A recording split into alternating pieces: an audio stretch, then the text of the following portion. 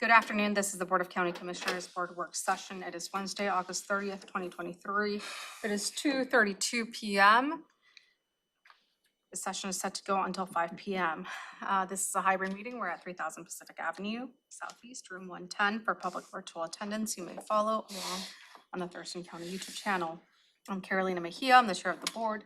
To my right is Vice Chair Ty Menzer. To my left is Commissioner Gary Edwards. Also in the boardroom, we have County Manager Ramiro Chavez, as well as Assistant County Manager Robin Campbell and Assistant County Manager Rob Gelder.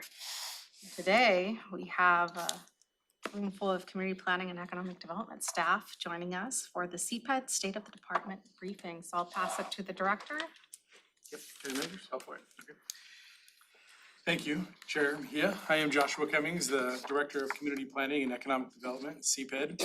And in service to the folks, the community of Thurston County, and to you, the Board of County Commissioners, and to our team members within CPED, I'm working to make this an annual event. I know that you hear case by case the topics that are happening within the different divisions and sections of CPED, but I think there is value to lifting up and seeing the whole department as an organization and what it provides to our community. So this is an opportunity we have a lot of time scheduled. I don't think that we're gonna need to use all of it, but I wanted to make sure that we have that space for conversation. Mostly what this is gonna be is an opportunity to hear about the great successes and some opportunities that we have within CPED and going through each one of our different divisions. And one of the things that I think is important to remember is, bad news makes headlines, but gradual improvement seldom does. And I think that CPED in the past 5 years has created great improvement. And this is an opportunity to sing those praises of the staff and discuss then what more we can do going forward. To my right is our Development Services Manager, Brett Burris. To my left is our Fiscal Manager, Summer Miller. To her left is Jeremy Davis, our Operations Manager. And to his left, Ashley Orai, our brand new Community Planning Manager. And to her left, our WSU Extension Director in partnership with Washington State University. So these are your assembled leaders of CPED that work every day to try and serve our community and make what we do important and under the direction of the Board of County Commissioners. To introduce this staff member, we have. And later on, we'll have a quick input from our staff member Carolyn Holt, and I'll introduce her more fully as we get to that point in the agenda. Thank you, County Manager. Next slide, please. So just so we have a baseline, and I believe that the commissioners have seen this before, but it always bears repeating how our organization functions and the umbrella under which we operate in terms of our culture and our values. We work under transparency, consistency, and accountability. And we say that to everyone when they come in, when they get hired, and we say that when they get promoted, and we talk about it at staff meetings. And not only do we talk about it, but we live it. And the way that we view transparency, consistency, and accountability is first transparency. If you can't do something and have it show up in the Olympian or the Jolt or the Nisqually Valley News and not have your family proud that it's in there, don't do that thing. Consistency. If you're making a decision with facts and information based on one thing for one area that is similar to another parcel or permit in another area, do the same thing, be consistent. And then accountability. It turns out that all the folks that work in CPED are humans, and humans make mistakes. And if you do make a mistake, then repeat. Go back to transparency, say it out loud, and let's be accountable to making sure that we don't have that happen again. So, I'm not smart enough to make things complicated. Transparency, consistency, and accountability, and that's the decision-making process within CPED. Our service is service to our community. And to bullet that out, it is respecting the democratic institutions and the direction of the Board of County Commissioners. We see you, Board of County Commissioners, as the representatives of the people of our community, and therefore what you provide within your voted direction is what we shall implement. And we've worked really hard over the past few years to make sure that what we hear from you is consistent within code and ordinance and how we can work within those parameters, because you, the Board of Commissioners, is currently in those chairs, but all of the code and ordinance that we implement within our organization is reflective of previous boards that were also duly elected. And so ensuring that we respect that entire democratic institution is one of the very first most important things within our organization. Second is working to ensure positive and productive engagement with all community members, A lot of what we do is essentially refereeing. We are not making the rules. That's the code and ordinance. That's up to the Board of County Commissioners. We are not trying to develop the land. That's the applicant. But it's our job to think about the community as a whole. And we recognize that when people come in, they don't want to buy a permit for a cost that they're not sure how much it's going to be, for a timeline that they're not sure how long it's going to take, for something that they probably didn't want to buy anyway. They just want to build their shed or their house or whatever it is. But it's incumbent upon us to ensure that we're thinking about the entire community. And that when we engage with the community, that it's in a positive, respectful, and professional manner. And I think your team excels at that. Next is protecting and respecting the natural environment, which includes ensuring that building and development is done in an appropriate way. We have two main portions of CPED. Our community planning group is the folks that think about the future and bring those ideas to the Board of County Commissioners. That's the comprehensive plan mainly that thinks about how you want land use to look for the next 20 years. And that's GMA, Growth Management Act directed. It's something that all counties do. But thinking into the future of what kind of community we want. Our Board of County Commissioners has repeatedly over and over again said that you value high quality of life, that protection of the natural environment is important to you, that conservation of the natural environment is important to you. And that community planning group is the group that plans for that. Secondly, the other side, the flip side of that coin, is the development services. We recognize that people need places to live and have commerce and have agriculture, and all of those require permits. So there is a level of dynamic tension that is inherent within CPED. And finding the balance between those two things is really what the code and ordinance is meant to do, as well as the conversations that we have on each one of the topics. It comes up on a regular basis. How come we're not protecting more, or how come we're not helping develop more? And that conversation is part of the dynamic tension. And so that's protecting and respecting in the way that our land is used here. And then finally is respecting the public dollars by improving service efficiency. We work really hard to ensure that, we don't have a huge budget in the first place, but to ensure that we're working within our means and making sure that the funds that we're entrusted are used in an appropriate and efficient manner, always trying to improve and get better. That is the vision and mission. So the CPED team, next slide, please. So this is the big snapshot. I don't expect you to be able to read all those names, but these are the people that work in CPED, that have dedicated their professional currently positions to public service. You can see this bigger on the wall outside on the hallway, in case you're wondering who the different faces are. But this is a good representation of the 75 people that are having all those community conversations and ensuring that land use and development and community engagement and water resources and agriculture, that it's all running relatively smoothly for our community.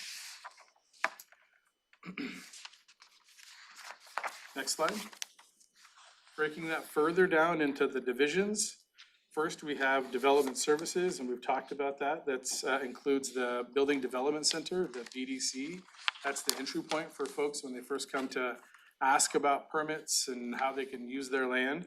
Also, it's the land use planning, so whether or not the land that they want to build on is near wetlands or near a steep slope. All those conversations happen within development services.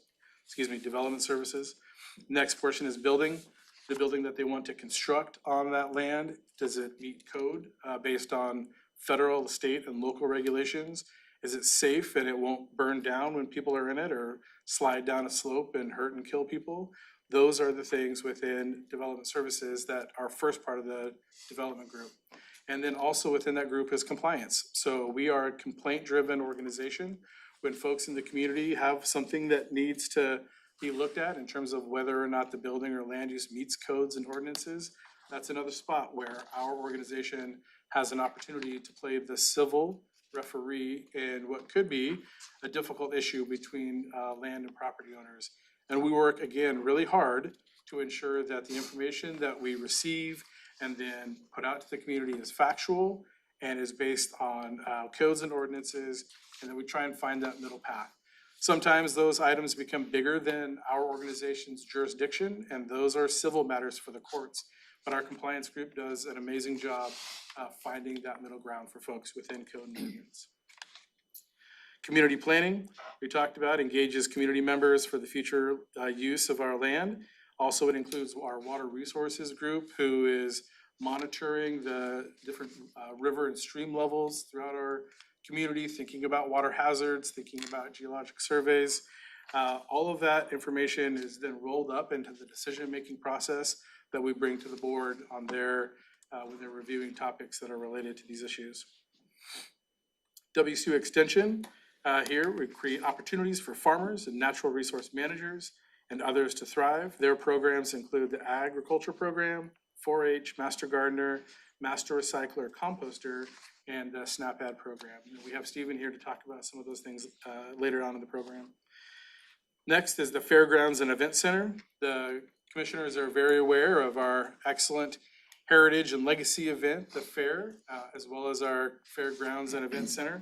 We hold that area to be something as a treasure for our community to engage in.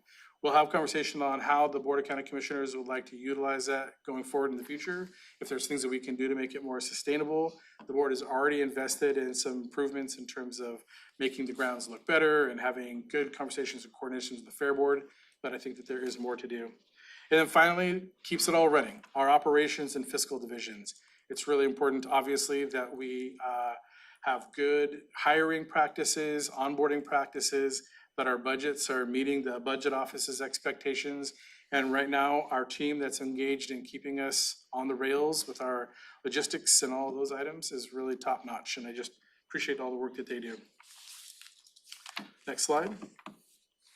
So I'm running through these kind of baselines pretty quickly, and then we'll get into kind of the meat of the program.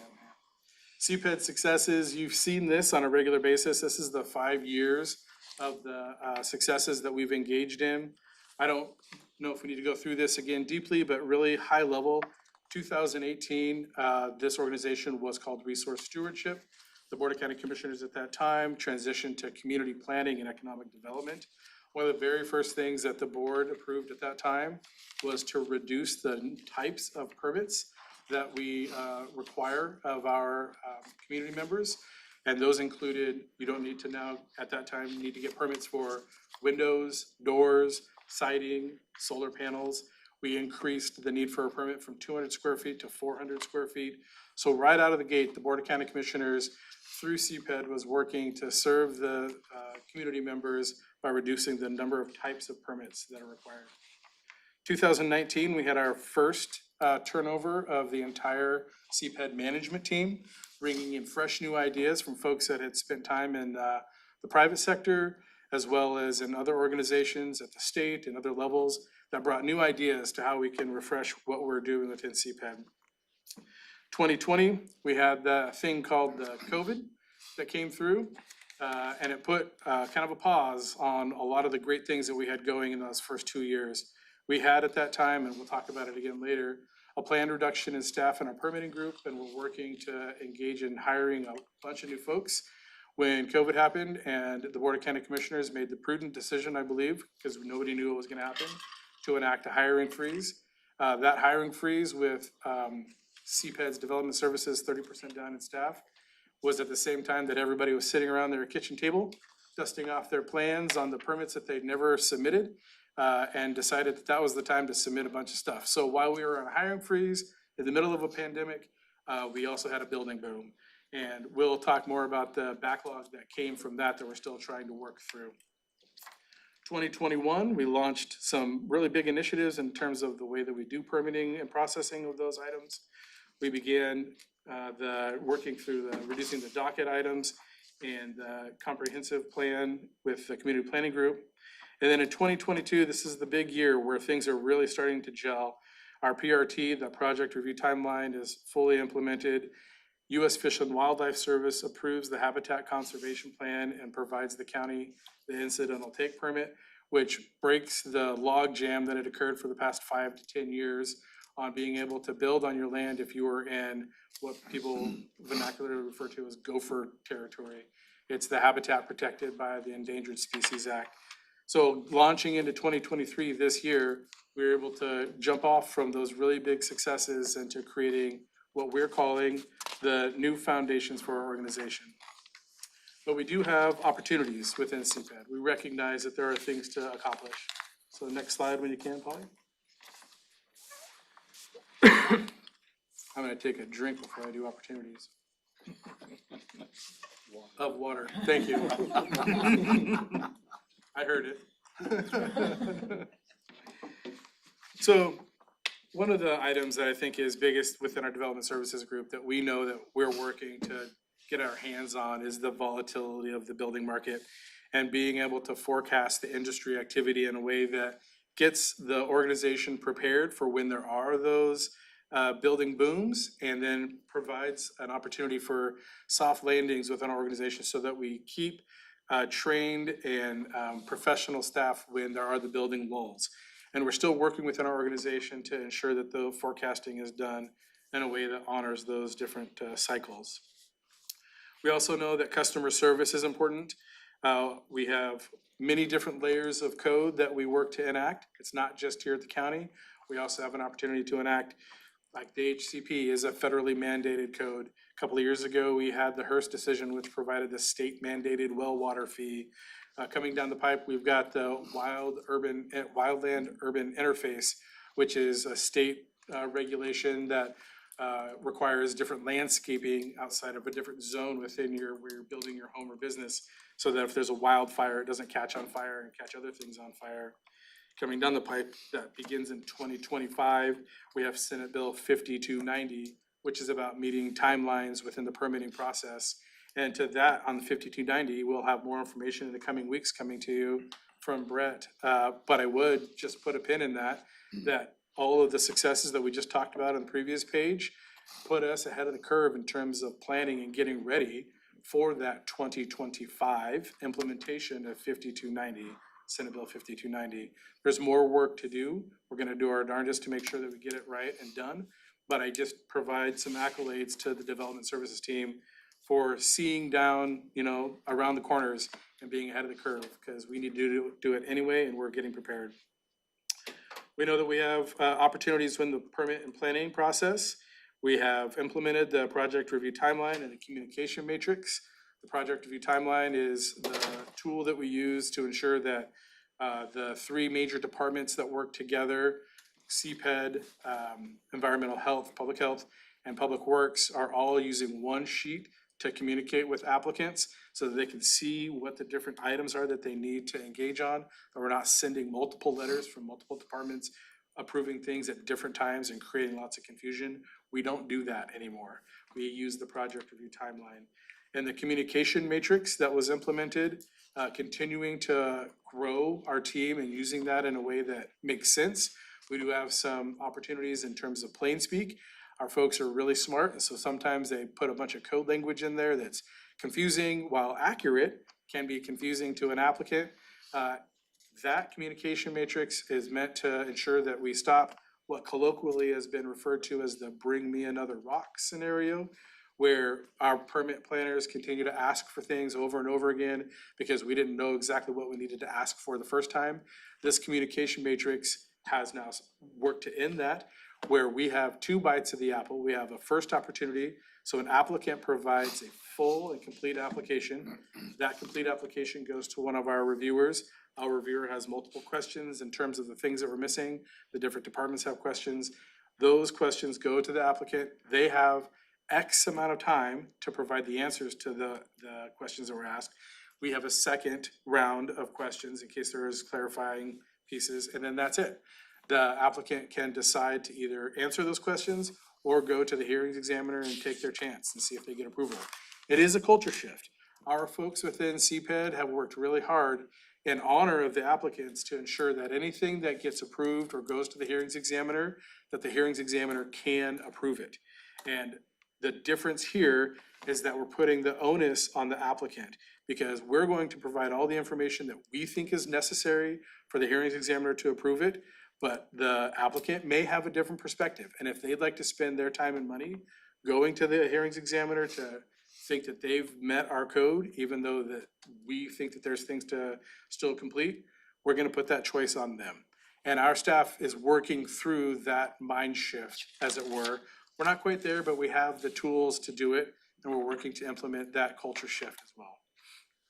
And then the database upgrade. We're working with systems that are antiquated and overly complicated.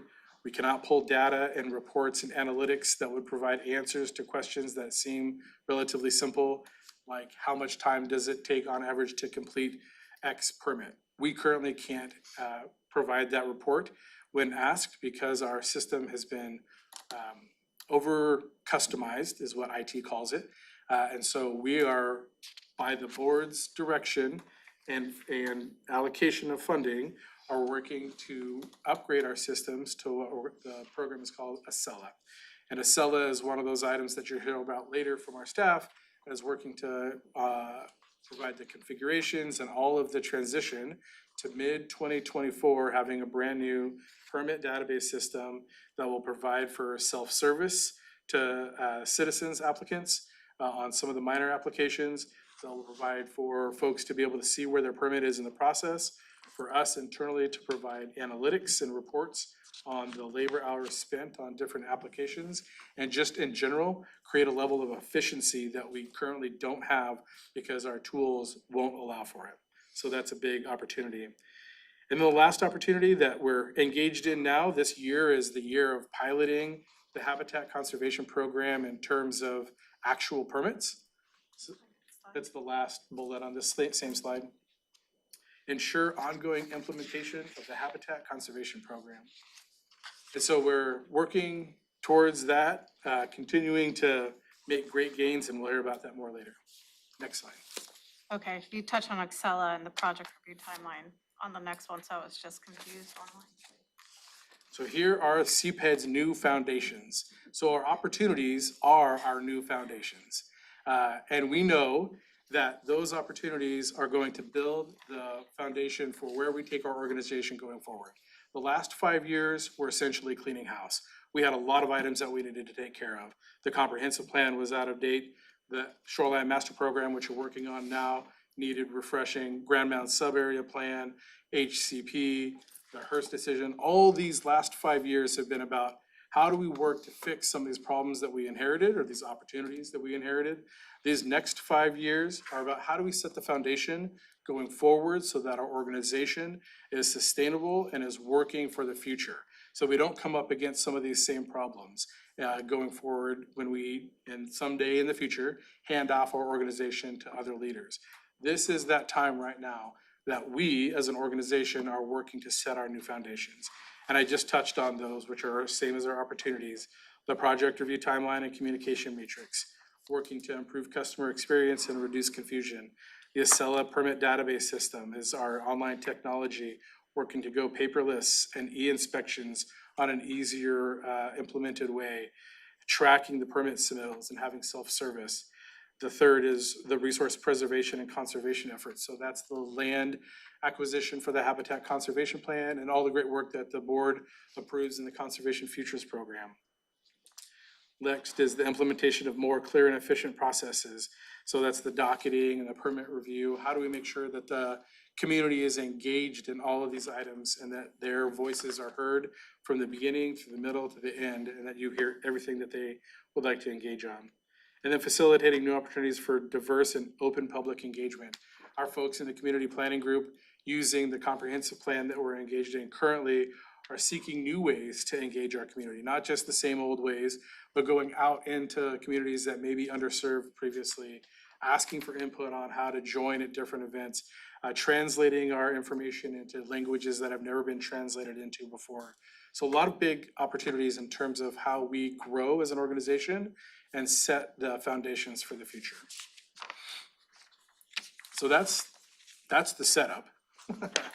And then we're gonna get into the successes of each one of the different divisions. But any questions on the long intro of community planning and economic development? Commissioner Edwards. I guess just so I don't miss anything when we get farther down the road. You did, you commented on 5290 and that's coming next year maybe? It's set to be implemented in January of 2025. And so we are working to But build. isn't there something plan like for it 5290 on the books right now? So I think what the commissioner is referring to is the timelines and shot clocks that GMA requires as it currently stands. Brett can speak to that. There is a Growth Management Act directed timelines that currently exist. So 5290 is an expansion of that. So are we in tune with things?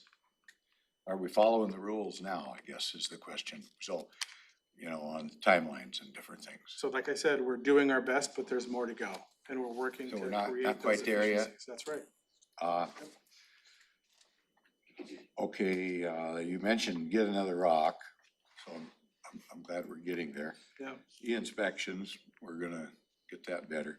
And let me check on that one real quick, or touch on that one. Like I've said previously, we have the capability for e-inspections right now.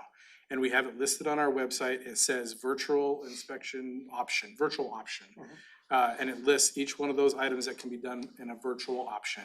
We are working to change, and one of our last conversations was, have you advertising it? I feel like we'd advertised it to no end, but one of the places that we could make an improvement, Commissioner Edwards, upon your prodding, I think gently and appreciated, was we are changing our voicemail system so that when you call in to schedule an inspection, we're going to remind people, hey, have you checked our website for virtual options of your inspection? It can save you time and money. And while it's cumbersome currently, we have it available. And the goal is that it will be less cumbersome so that hopefully we have more uptake in the future. But really, it's incumbent currently on the development community to use it. If they want it, it's there. How about, how many FTEs are you missing now? Help me understand missing. Well, you probably have Vacancies? authorization for it. Vacancies or? Yeah, vacancies. Or more. No, you probably need twice as many as you got, but Vacancies. what we've got, FTEs that we've authorized, how many vacancies are there? Jeremy, currently? I believe 6, if I'm not mistaken, 6. Then We maybe got a one, head nod from the budget over there that says yes. From the poly. From the poly, so. Confirmed on 6. Yeah, we're, the one that really counts, right? yeah, Okay. we're in process of hiring for all of those positions. We're about to advertise for a couple more, but the other ones we've already conducted interviews on and are in the process of filling. So, And, you know, we will touch on that in one of the sections later. Every year, for the past couple of years, we've seen that we have about a 30% turnover in terms of recruitment and training. And 30% of 75, that's a lot of time spent that is not recoverable in terms of the permit fees and in terms of the time that's sunk into that recruitment, onboarding, training. 30% is a lot. And to see that on a cycling basis every year, that is another opportunity that we're looking at. Sorry, you had more. I hope sometime in the near future, we'll be able to talk about those GMA requirements that are not being met. I don't think there's any penalties, if I remember right. It doesn't say you're gonna take your birthday away or anything, but it's more of a suggestion. But I've been an advocate all along, and I'll probably continue to be an advocate for when we can't meet the goal, whether it's lack of FTEs or workload or whatever. I'm hoping eventually we can get to where we're contracting those particular assignments out. And I don't think that'll ruffle any feathers if we do it that way. So that's one issue. I seem to remember a prior briefing and it was one bite of the apple. And now it's 2 bites of the apple. You said 2 bites. It's all, 2 bites. what we've always provided was first review, second review. So depending upon how you categorize that, that for us is 2. But when the person initially gets it looked at and you send him out and he comes back and he's met all your requirements, then what, you get to send him home again and go over it again? If they've answered and they provided what we think Yeah. will be able to be approved, it doesn't need a second. Okay, so I'm curious about the second bite. And I'll tell you why. Today, I had a call from a constituent that made a submission for a metal building on quite a large piece of property in the growth management area. And the reason they wanted it was they're getting their catalytic converters stolen. So we can't provide them with the service to protect that. If we catch those that are doing it, they're never reimbursed. Just their insurance rates go up if they turn it in on insurance. So this particular party was a religious organization, and they just want their cars that they haul people around with in a secure location. So I think the building was 20 by 40 or something, about twice the size of a exempt building. And they put in March, and I believe they complained 2 days ago, but they had not heard anything back since March. It was supposed to be a very simple metal pole building. I don't think anything that went in it. And yet, they called in to complain, and then yesterday, it was added to the worksheet, oh, you need to go for inspection. After it sat idle for about 3-4 months. So just makes me nervous. I'm probably your biggest critic, and I also want to be the person that compliments you the most, you and your team, for making the advancements that you have. But I'm working for the citizens, and so I'm trying to get everything accomplished. You know, I'm the most impatient guy you probably have overseeing things. But So let me jump in on that real quick, because I want to make sure that it's clear. We appreciate the feedback and input. One of the things that's important to us is knowing where the problems are so we can fix them. I'm gonna let you know. We'll, and I think what's important is thinking in terms of globally. In 2022, we permitted 2,664 permits. And recognizing that nobody sends up banners when they get a permit, that they often send up complaints when they don't. All of those opportunities that you provide to us, we have created what's called the Citizens Response Group. All of your commissioner assistants sit with us at least on a monthly basis to go through every one of those items and topics that has gotten stuck for whatever reason may be. So I appreciate the input, the feedback. We don't see it as criticism. We see it as a way to improve and create opportunities. But it also goes back to that transparency, consistency, and accountability. I understand that there may be extenuating circumstances that, gosh, they just gotta get their catalytic converter and not get stolen anymore. But we have our codes and ordinances that we need to follow, that we can't pick losers and winners, that we've gotta follow the code, and that can be frustrating. I think in this particular case, how many applications did you have? You issued 2,200. How many applications did you have? Yeah, we'll definitely get to that. So, in 2022, I was like doing like Almanac Domine here. In 2022, we received 4,342 applications in. And we were able to send out 2,664. And that's exactly the backlog that we need to discuss on slide 17. But that's, that's about half. If you were in the restaurant business and you turned away that many customers, you'd probably go broke, But That's why we're having this conversation. regardless, anyway, one other thing, and I want to mention this, I think I've mentioned it to you. We've had a little quick discussion on it, but I want your team to know that that's my push, if you will, but I believe my seatmates, we're gonna have more discussions on it with the assistant county manager. But that is on prioritizing our code activities with code enforcement. And I can't tell you how much or how aggravating it is to the public to have, I'm just gonna use an example because I'm working on that right now.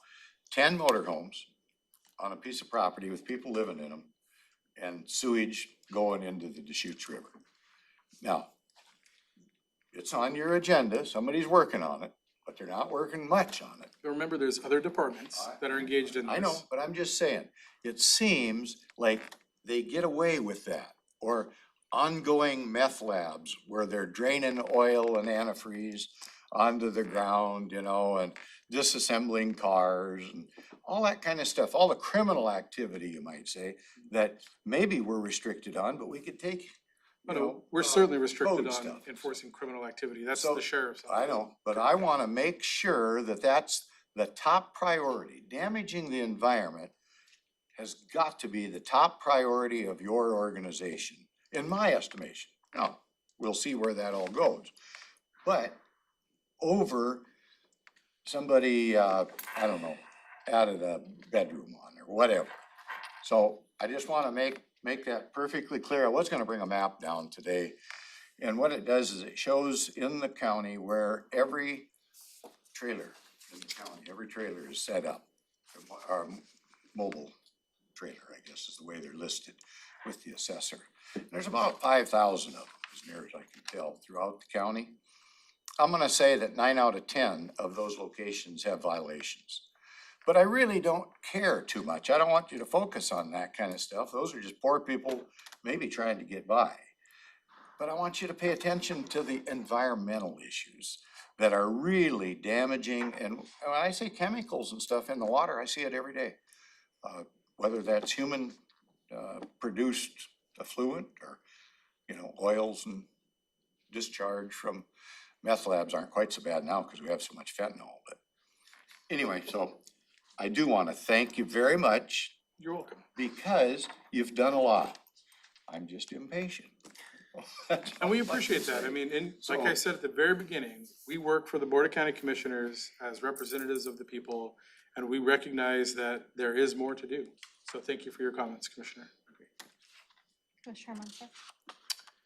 I'm kind of lost in the presentation in terms of whether my questions are on point now, but they kind of follow from Commissioner Edwards, so I'm gonna go for it. You can shut me down if this is coming later. Aside from the 6 vacancies, how many more employees would you need to comply with 5290? And is the state giving us money to hire those employees? And if not, why not? So I think that is a bigger conversation in terms of level of service, and we'll lightly touch on it on slide 18. Okay. Then I'll just wait for slide 18. Thank you. And I provided the opening, so. I guess not much of a question, but I guess a comment. You know, CPED is one of those departments that's really under the public's eye because, you know, as the public is coming in, right, it's affecting them. And, you know, it's such an interesting department because it's one that's been affected by previous commissions, right? You've seen it in years, way years past, even before the 2018, how the pendulum would swing, right, with each commission. And that's basically where, you know, decisions would go, staffing, codes. It was, and, you know, it's been a very unstable department because of that, right? Because you have this pendulum switch, you know, every 4-6 years. And so there's not really a way to kind of create that balance. And, you know, then in 2018, finally, there's some shift in there and trying to be like, okay, like, how do we not go with the flow, but instead are a neutral party where we're just processing the codes how they need to be processed.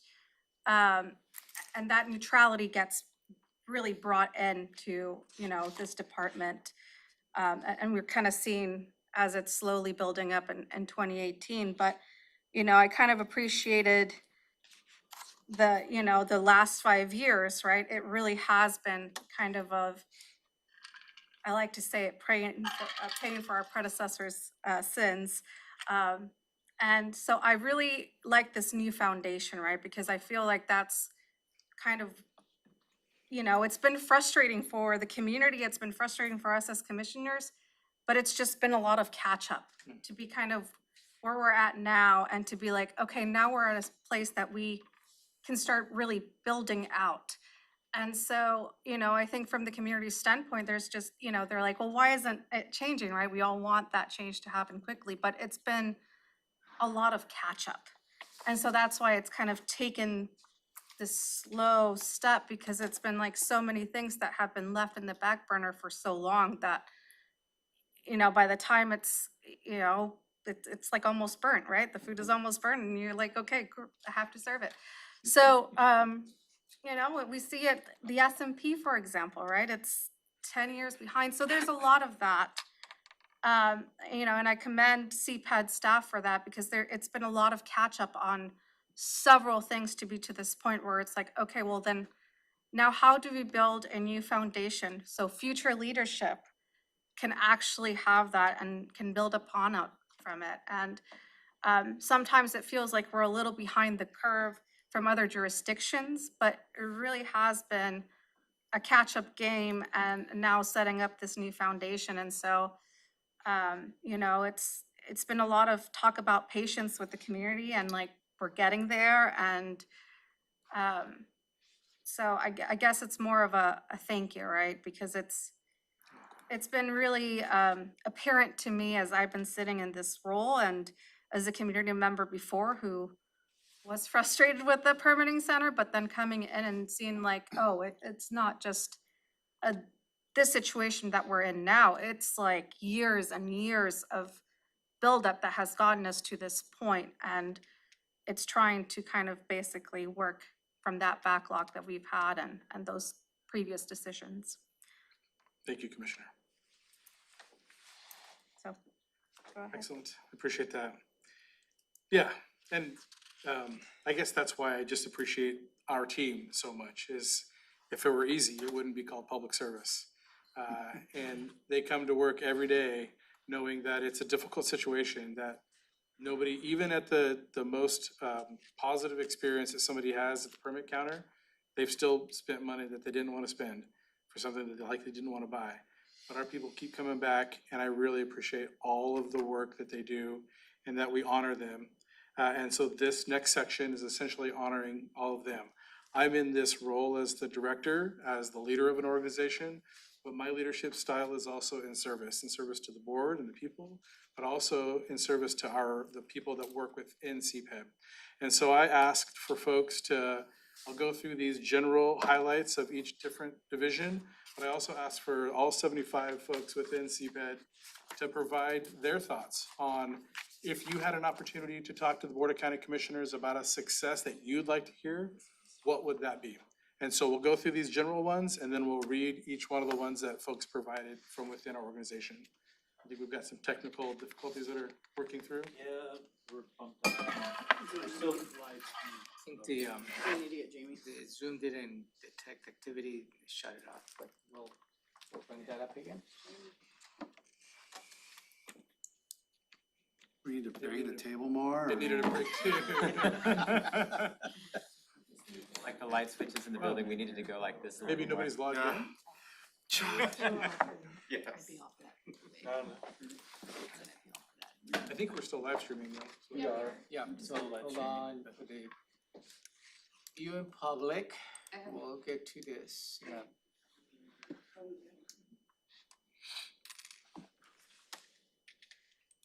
Any further comments, questions for Josh while we wait? No, I think Josh is gonna go on, right? Yeah. No, good job. Thank you. Really, really good presentation. I mean that. It's, you guys got a tough job. No doubt about it.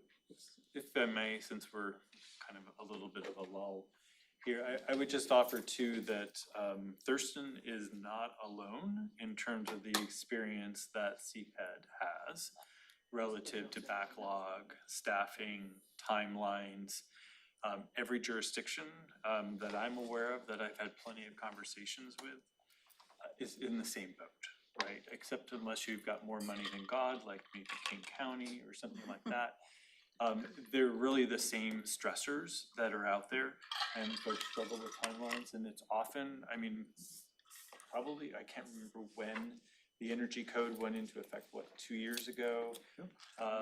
That went through so many counties for a loop. We were in COVID, all of a sudden, you know, they had been delayed, and then the governor decided that we're not going to delay it and so it hit everybody. All this flood of applications came in at the time that we were down on staff, and then you're just like, it's a tidal wave effect that we are all still digging out from, and doing so in a way that really embraces technology, et cetera. Not to bring up a prior life, but when we talk about sort of outsourcing or third-party review, that can be a tool, but it's not the panacea. because the county still maintains the responsibility and the authority for issuing the permit. So you still have to review and check the work that someone else has done. So it may shorten the timeline internally, but it doesn't absolve us of that responsibility. Thank you for that, Assistant County Manager. So now we are at Community Planning, Economic Development, Community Planning, the CP division, if we can advance the slide. So this is that tight group under Manager Ashley Arai, who is engaged in the, as we discussed earlier, the long-range planning, the comprehensive plan docket, the development code docket, items connected to the habitat conservation plan, the shoreline master program, really big ticket items that are planning for the future. And here are some of the big successes that you'll see going forward into the budget documents. And then, like I said, I'll read some of the specific successes that staff members provided. So the first on your page there is the incidental take permit. We've gone over that quite a few times, but just again, this is the US federal government providing the county a permit that allows us to provide individual permits. It's a voluntary program where landowners, property developers can come to the county and pay a fee to build on land that previously in the service areas covered by the Endangered Species Act, they could not develop. So currently now they have the option of trying to go to the US Fish and Wildlife Service and get their own HCP, which we've learned that the cost is exorbitant and the time takes quite a bit of time. Or now, for the first time in 2023, they can come to the Thurston County government and purchase a permit and offset that with a mitigation fee dependent upon the amount of area that they impact.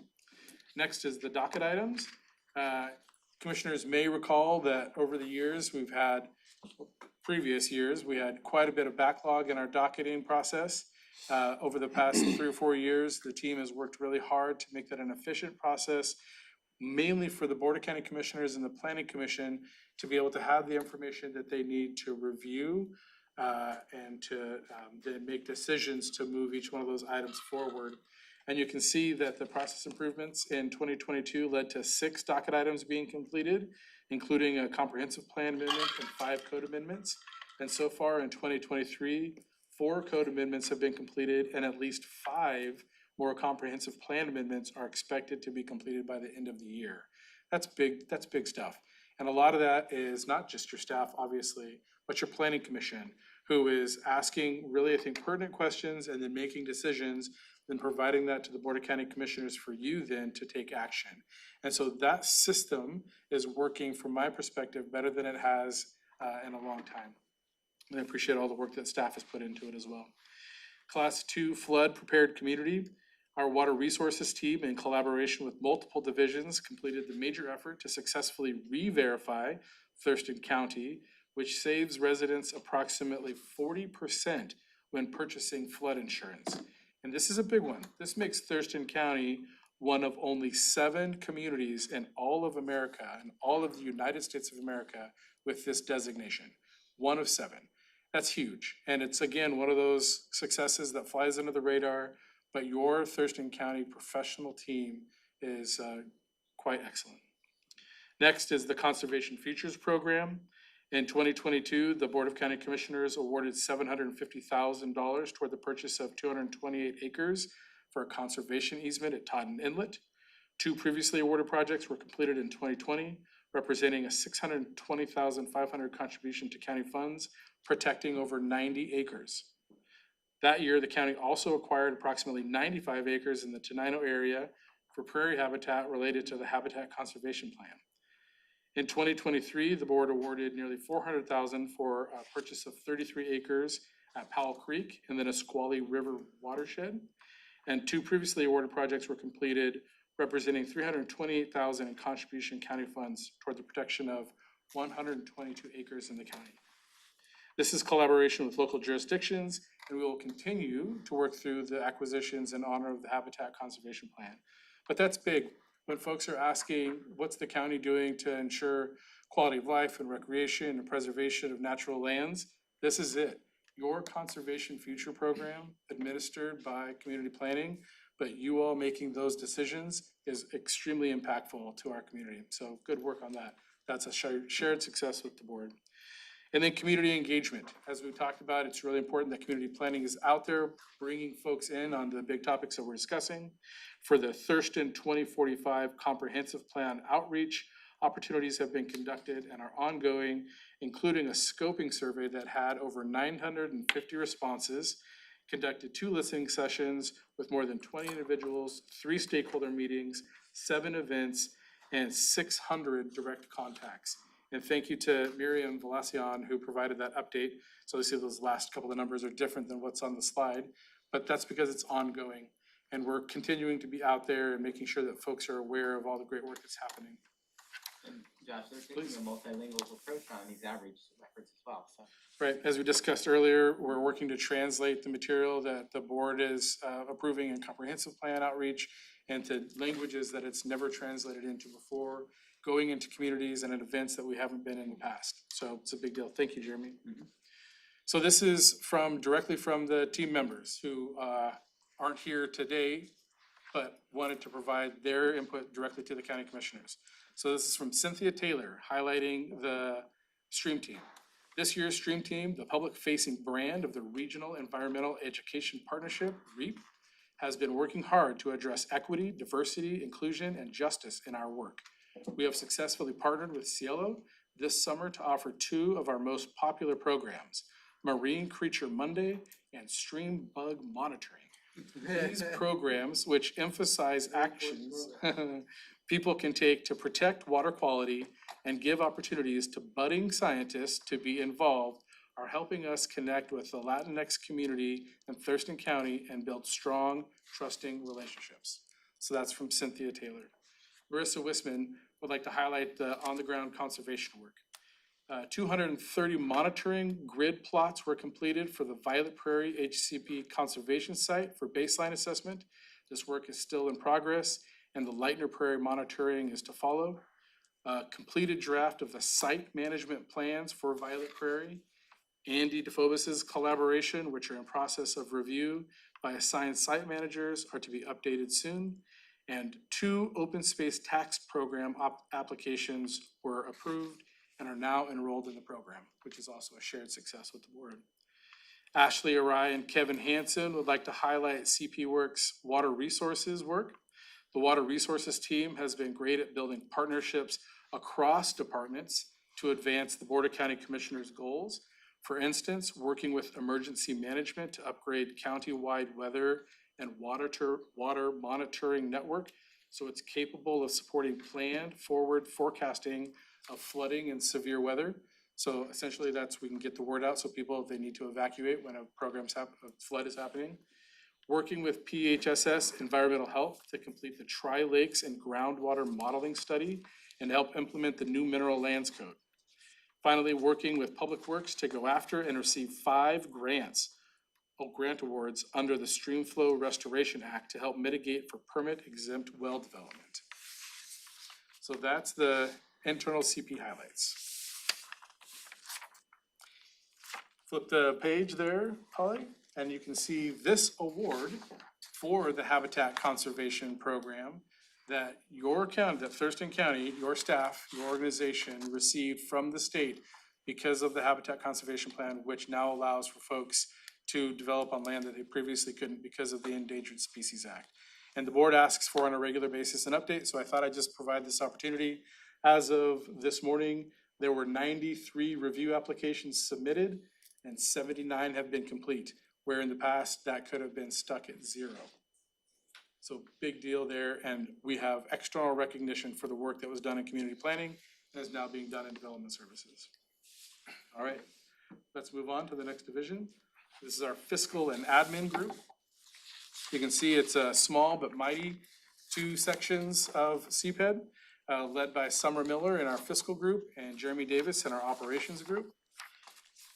The first success on there is the number of recruitments. In 2022, we had 29 recruitments, including 8 internal promotions.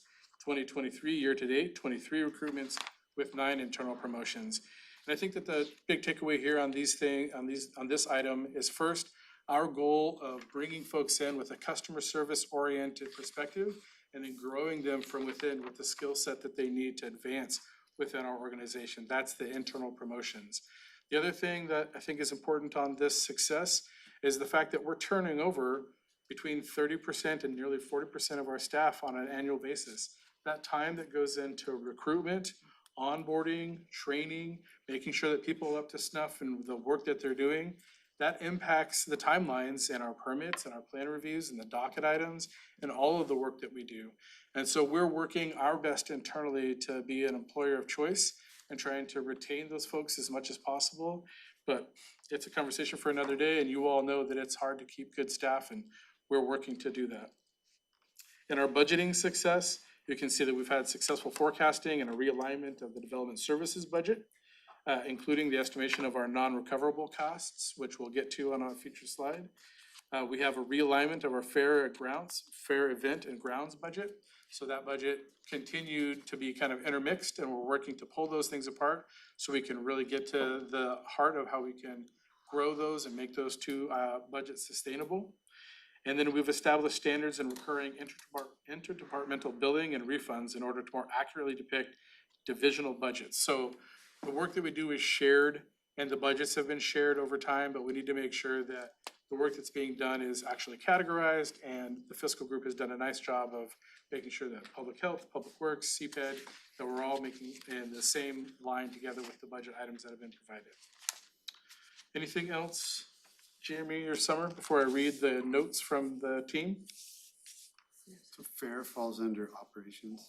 Currently, we have the fair under the fiscal group because the main issue is making sure that the fiscal portions were addressed. It will be a budget request to the Board of County Commissioners to engage in creating or reinvigorating the fair coordinator position so that we actually have a leadership team member in that group. But currently we do not, so it needed to be placed somewhere. Thank you.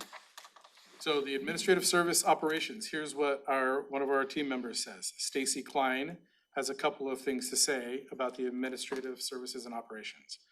She says, one, they are the wind beneath our wings. That's really what she said, I didn't make that. They made the first year transition to the atrium seamless. They managed logistics and supplies while staff stayed focused on the community projects and programs. Genuinely helpful, always available. Team members specifically, Jeremy Davis, Polly Stoker, Corey Bennett, Jerusha Stevens, Delisha Durden, Sonia Katie, and Nicole Ross. Number two, website support. Negotiated solutions with and support from vendor who way underestimated the site's needs, content counts, and work required to build the 5 CPED websites: CPED, community planning, fair, community volunteer groups, permitting, and the team that was integral in this support was Jeremy Davis and Chris Chapeau. And number three, sorry, Jeremy, this is tough for you, I know. The standout individual contributor is Jeremy Davis. That's not fair, Chris isn't here. Yeah. Made a lot of sacrifices for the team this year. He got us all moved over to the atrium. He supported the administrative team, who were heavily burdened by staff needs and help with transition to the atrium and new website. He filled in for Chris Chapeau when she left, managing the planners, education and outreach and admin, and held the HCP ball for a hot minute after Chris left, all while juggling a heavy load. So, there you go. Admin and Jeremy. Hey, I think that deserves a round. And then in the web analytics, the new site, CPED capitalized on the county's investment in a new website content management system by reorganizing its content into easier to find and understandable categories. Top 10 most visited pages below from the date analytics software was installed June 1st to today. The fair is number 1 with nearly 20,000 hits. Actually, the fair is combined with fair tickets, so that's nearly 40,000 hits. Permitting is next at 14,000. Oh, and then there's another fair, adding another 5,000, or 45,000. So just a list of the great work that was done in the website analytics. All right, moving on to WSU Extension, fairgrounds, I forgot to do that real quick. Thurston County event. The Board of County Commissioners is aware that this year's fair was a successful year.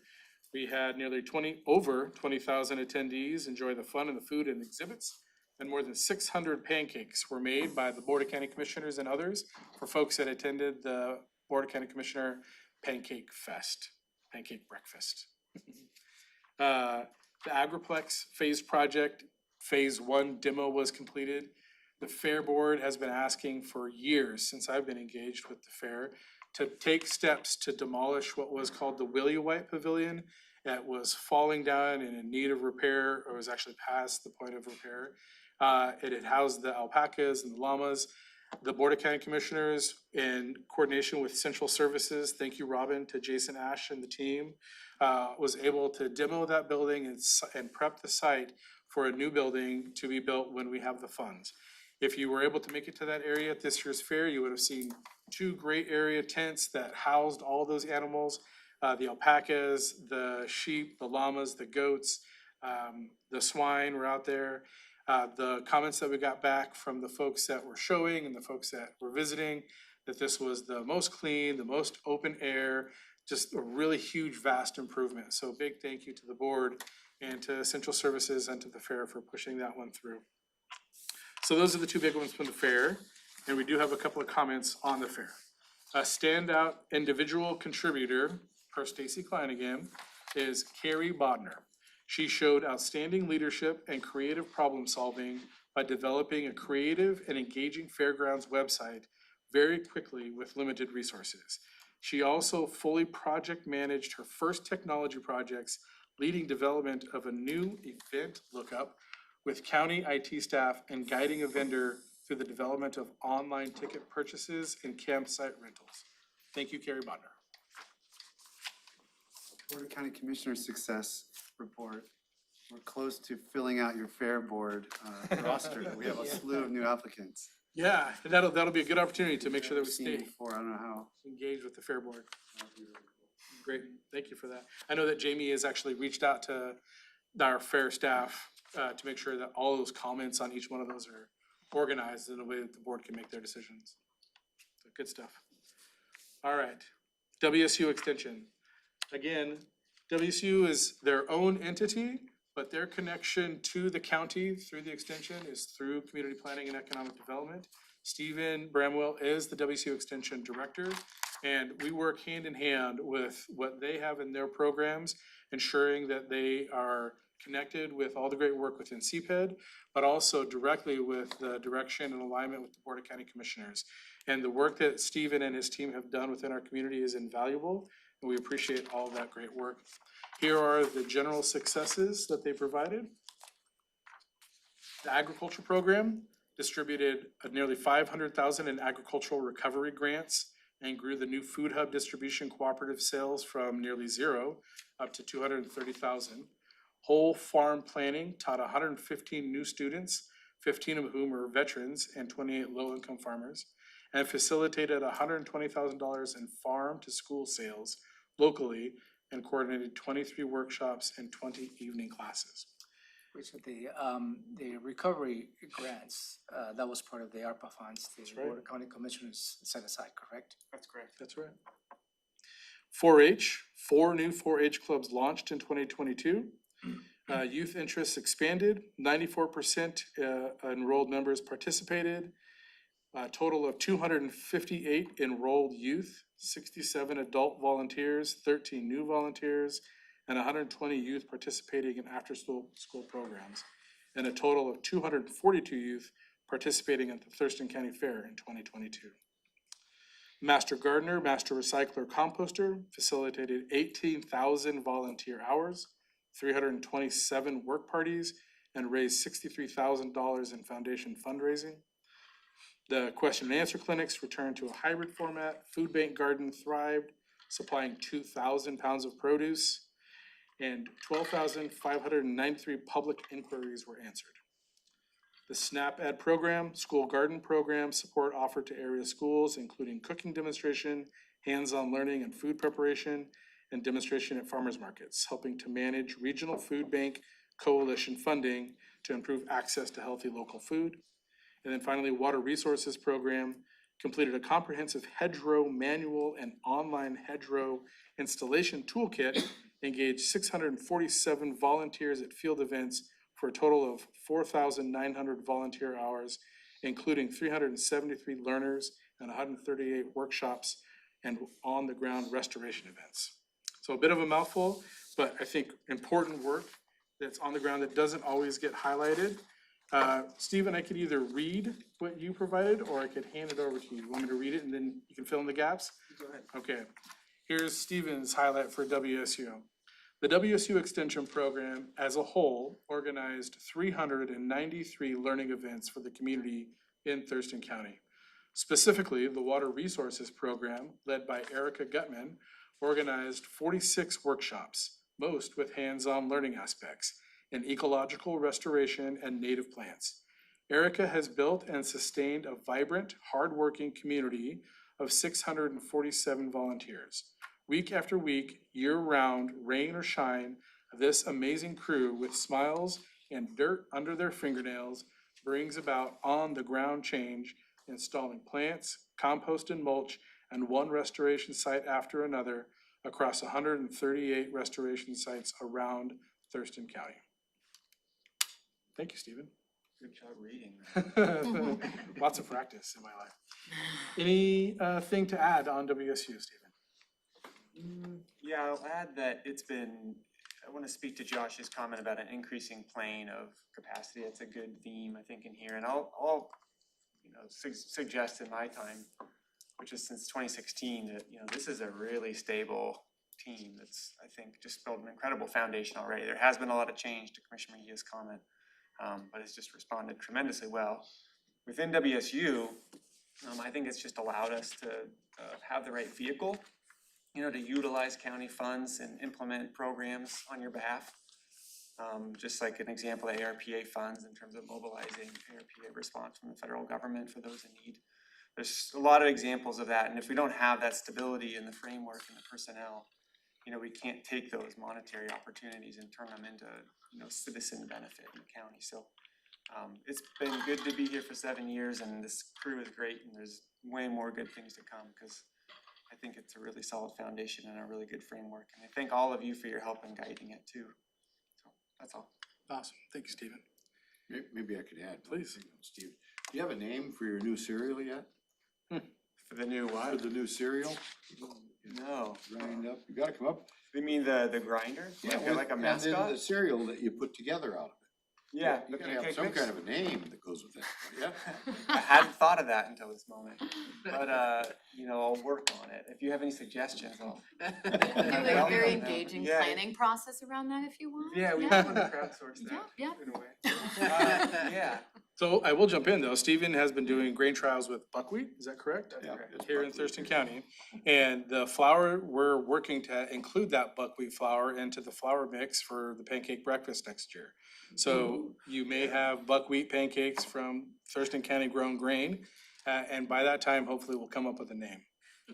Josh, you did a good job in reading between the lines. Thank you for clarifying. Yes, we would love to bring a locally grown component to the pancake breakfast next year. Great.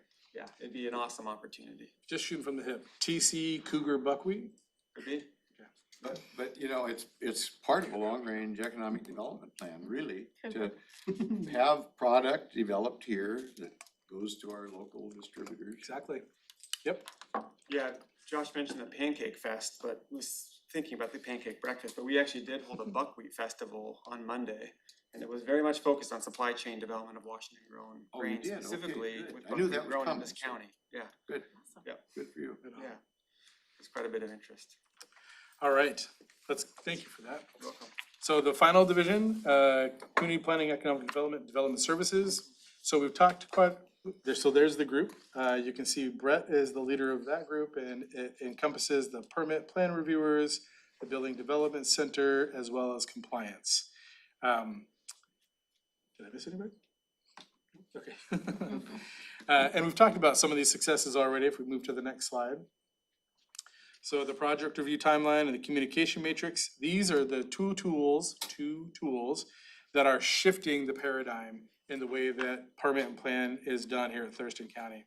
So I won't read this one like I've done the previous ones, but just recognizing that those two items are really dynamic in providing the services for the permit plan. So huge success It's been fully implemented this year and we're working to fine tune it and make sure that it is adhered to by the internal staff, but it's also a change in culture for those that are submitting applications. Development folks that have been in this community for a long time, they know our systems and they kind of know how to work within them. But this is a new way of doing it. You gotta have all your stuff up front. If you change your project midway through, that changes the timelines because that just impacted everything that was approved previously. And so folks that have submitted applications in the past, knowing that they're gonna submit what they think can get approved, and we'll just change it down the line, you're probably gonna hear complaints from them. Because you can't just change it down the line now without it impacting the timeline. So recognize that this is big internal culture shift for CPED, but it's also a culture shift for folks that have been doing business in Thurston County. We need what you wanna do up front, because then we can't, if we don't have that, we can't give you a full and accurate first bite of the apple. So big shift on that. Can I ask Yes, please. a question on that? I know that you did a couple of test runs with the project review timeline. And I'm wondering how those test runs have gone, what have been. I've heard of a couple that went in, but I didn't hear the other side of it, so I'm like, I'm guessing it went well, but just, They're kind of all over the board and it's back and forth. There's lots of different reasons. The first one that we really hammered on and were tight at the hip with the Johnson Smokehouse, we said exactly, like be prescriptive on what you wanna do. And that met all the timelines that GMA actually requires. We had 2 bites of the apple. They were able to do the construction and get the permits that they needed. So that's really our shining success. When we held the hand of the applicant to make sure that what they did every step of the way was within the parameters, we had a good outcome. And Brett was a huge, the leader on that project. We've had ones, like I said, where an application was submitted, project was changed, the location of the building was changed, things were shifted. They didn't understand why they couldn't shift it. They spent a lot of time doing, like not replying back to us, and then came back and said, how come you're asking different questions? I thought that you only got 1 bite at the apple. We said, yes, we only get 1 bite at the apple, but you changed your project. And so there was frustration that was received from that, both internally within CPED, but also from the applicant. And so we have some stories where people are saying that the project review timeline didn't work, right? We also have kind of the in-between, where folks said, oh, I get it, so the clock restarts because my project is different. Now I understand, let me do this better in the future. And those projects have been successful, and we've got some development folks that now understand that the culture has shifted. Those are kind of the three general examples. We get 1 bite of each apple. If you bring in a new apple. Switch apples on it. Yeah. Another bite. That's a good, I'm gonna use that. I'm gonna use that. Is that fair in the 3 general circumstances? Yeah, completely fair and completely accurate. At one point, when an applicant was not asking, but demanding that they change their application, it was up to staff to determine if that was a significant change to start over. That's a very key decision point that needs to take place that we will coach staff on to be able to recognize how much of a change is needed for a new apple. And we've tried to be lenient, like we've had changes that they've come in after the first review, but they're kind of on that edge and it's not that big of a deal. We're working to say, okay, we can understand that it's just, maybe it's a week older Brayburn, to use the apple analogy, which didn't work at all. But knowing that we work to try and find that place. But if it's a significant change, if it's a shift in the location of the building or a change in the use, those things need to start over. Yeah, please. I don't see it in your list, but maybe this will be a good opportunity for you to highlight the Business Advisory Committee. Sure, yeah. And I think that is a great stakeholders group to provide perspective. Because the way you describe it, it's not just a single way, because there is an opportunity to have a check-in with those members. Do you want to elaborate a little bit on that? Sure, yeah. I think starting from the high level, the county manager and the executive director of the Thurston Chamber are the sponsors of engaging CPED with members of the chamber. And we meet on a regular basis, I think it's monthly, it tries to be monthly, to hear from the business and development community items that we can improve on, places that we're pushing new information out. So they are some of the first to see what we were doing on the HCP reviews, how we were changing into the project review timeline. They provided input. they've been a part of the case studies that haven't always been great. I think of a couple of the folks that are like, this one failed, and there was an internal cultural shift that we needed to make that we didn't know about, but it came out because of that engagement with that group. So making sure that we're available and hearing and listening and trying to improve is, I think, one of the key tenets of where we work to get better. But we can't change what we don't know is broken. And so having that input, back to Commissioner Edwards' perspective, we don't see it as critical, we see it as information. And that information is valuable as we try to improve and get better. Thank you for that. We also took our website to the business advisory Thank you. group and we used them in testing our website to That's see how right. effective it was, so it's Right. very useful. And they're part of the Acela, Mhm. you know, implementation as well, I believe. They Yep. provide some perspective. Yep, indeed.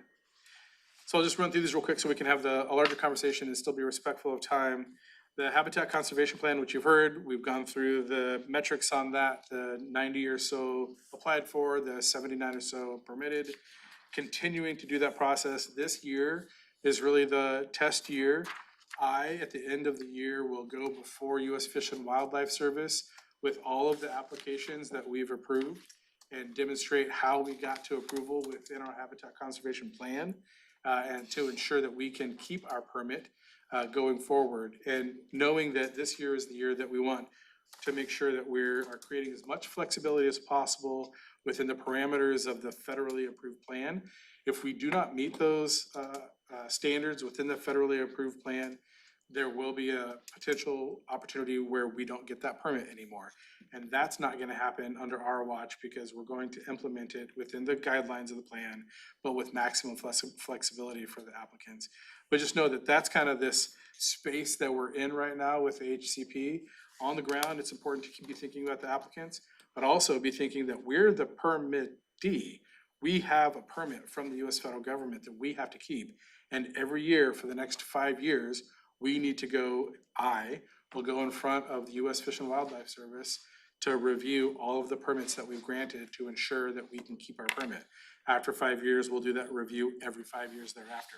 But for these first 5 years, it's every year. So Is it the same folks? Is it like Curtis Tanner and same folks we worked with before, or is it a different team that? they does have the- this same kind of shifting and Sure. turnover. It's no longer Curtis, it's Kevin Connolly in that role, and who knows who it could be in the future.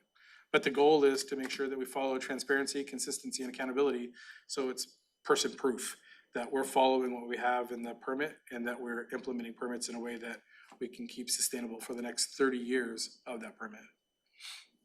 Next is the Acela, the new permit and planning database. We've talked about that, working to improve our technology so that our applicants in the community have better access.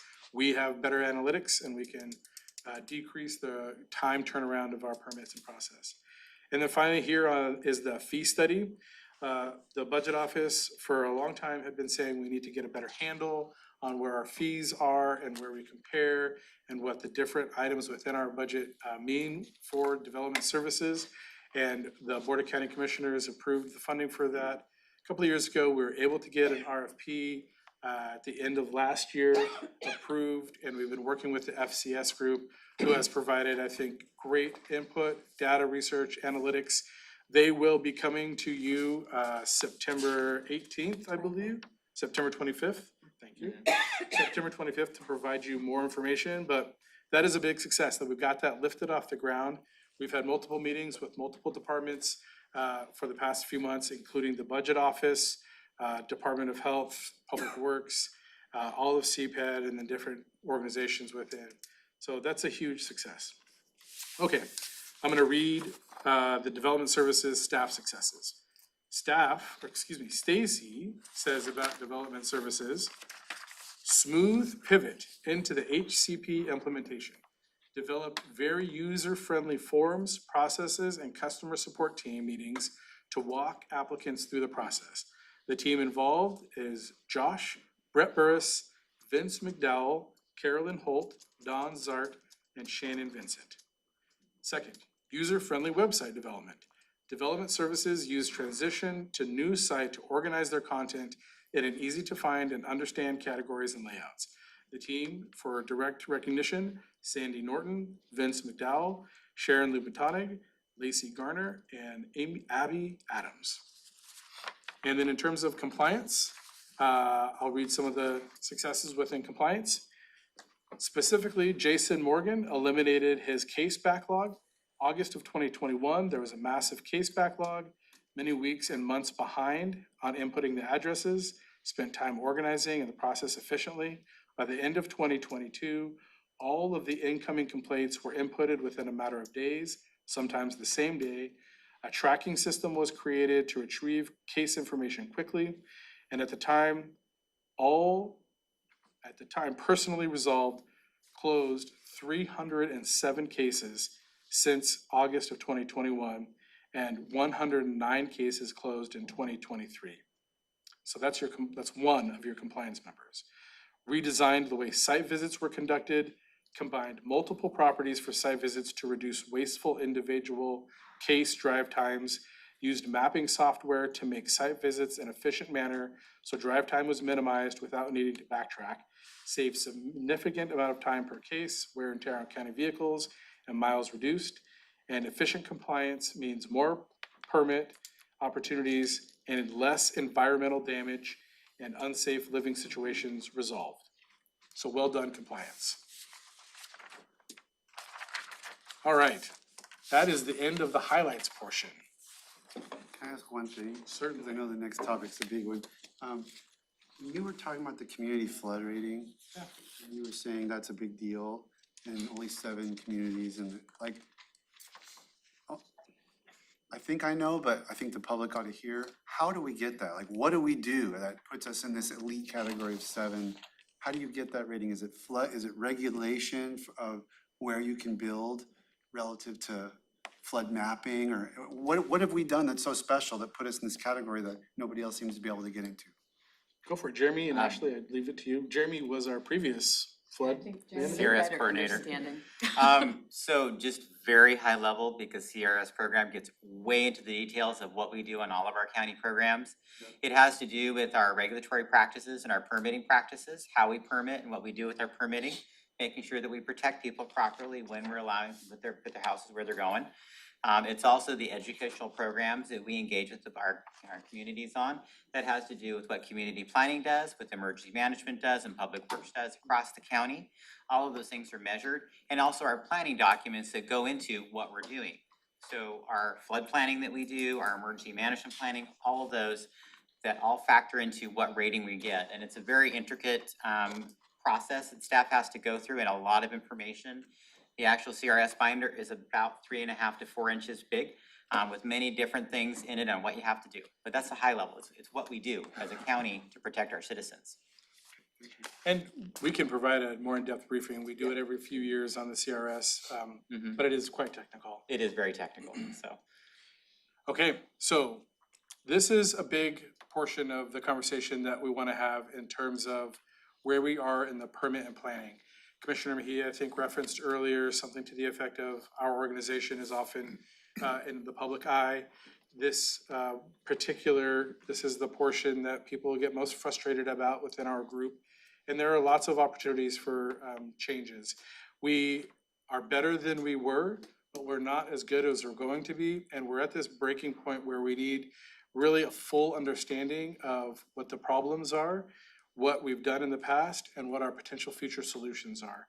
And so this is setting the stage to ensure that we have a shared reality of what the current status is, and then to discuss what actions may need to take place in the coming weeks and months, and then planning for the future to create a sustainable organization.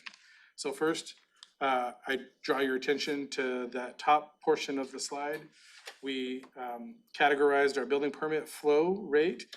You can see in 2021, all permit building applications in 2021 received 4,149, and permits issued 2,588. 2022, 4,342 received, 2,664 approved. Year to date in 2023, nearly 3,000 through July, and already 1,652 issued. That little graphic there is a bathtub, and our staff members, they're feeling this frustration and this crush as well.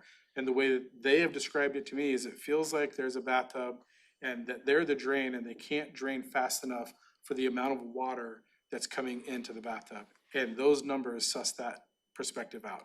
We're getting more applications than we can push through. There's lots of different reasons for that. But this is, from my perspective, a really important piece of the reality. That it's not that things aren't getting done, it's just that things are happening so fast that they can't get done fast enough for the water to not overflow the tub. The tub should always have water in it. That's just part of having applications in the queue. But right now, the tub is overflowing, and I think that analogy is where the frustration from the community is really coming. And it's coming from us as well. It's hard to come to work every day and know that you're not going to keep up. And so having a conversation about what we've done to help improve that and what some of the tools are that we hope that we're putting in place will impact that, and other items that we want to engage on to make even more improvements. Drawing your attention to the timeline just below. A portion of this you've already seen in the largest successes diagram. In 2018, we reduced the types of permits, bold moving to 2022. We had the paradigm shift in the way that we are currently processing applications. That's the project review timeline and the communication matrix. And we expect a really big one in terms of our tools in mid-2024 to launch the new permit system. And we think those things are going to help, are already helping with the speed of the drain. That the number of permits reduced the speed, increased the speed of the drain. And that the paradigm shift, making sure that our projects didn't have to bring me another rock, that they weren't staying in the tub so long, will continue to increase that flow rate at the issuing time, and that our new permit system will increase the flow rate of the issuing time. But those are items that we want to make sure that you're seeing as a board lead to 2025, where we have steady and predictable permit turnaround rate and sustainable funding established for the programs. This is really, I think, just a snapshot in terms of a reality that we need to all make sure that we understand together. So if there's any questions on this I think would be helpful to have that conversation. Any questions on the flow rate, the drain going fast, the flow going fast, and the drain not fast enough? Why can't we contract out those cases that you can't keep up with? Only those cases. I'm not saying take anything away from anybody.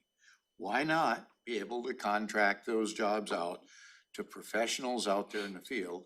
And a little example of the possibility there is, too often, professionals are hired by applicants and staff then turns around and second guesses the applicant's professional and throws another wrench in the situation, if you will. I had that happen to me on my situation that took 3 years. And it was a biologist, cause, oh no, the neighbor said there was eagles living in those trees. Commissioner, you were just saying in your example that you kept giving about the work that shouldn't have been done and everything, you said there was an engineer's report that signed off on that. Pardon? You said there was an engineer that signed off on that illegal work. That you Oh, were- yeah. So But I it- mean, but it- that's why. It was another holdup though, is what I'm saying, until we got that done. And it just seems always, there's one more thing. Maybe it's a biologist that's given a review about a gopher.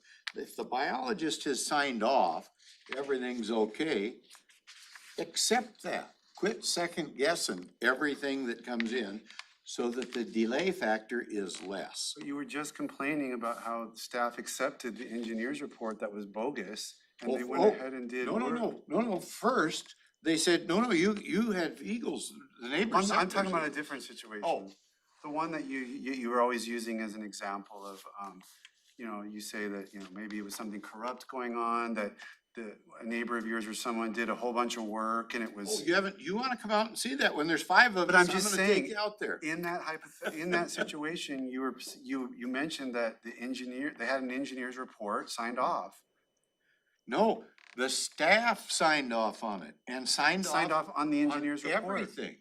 They signed off on everything. Right, but clearly an engineer who was hired was was willing to sign off on that bogus work, just like in your case, staff, your No, upset staff I did. do think there was corruption involved, if that's what you're asking me. No, I'm just saying that the point is that when you Somebody hire- got paid off, I'll say that in public. You Or can't that just- never would, that crick never would have got moved. when we're on the hook for the work, we can't just say that, if a professional signed off on it, we just let it go. But Because they, anyone can get anyone to say anything. I mean, I'm a lawyer. I know very well that, and you've recognized that within the legal profession. yeah, I've You been can- lied to once or twice. You can hire an expert to give any expert opinion in a litigation. You can get an expert opinion. So every litigation in our courts has two experts saying exactly opposite But things. we don't need to hire an expert if the applicant comes in with an expert, Right. accept it. No, we can't. I don't think it's that easy with all the respect. I'm not can't- saying design, cause I've had that discussion with Because- you yeah, about because designing they- by.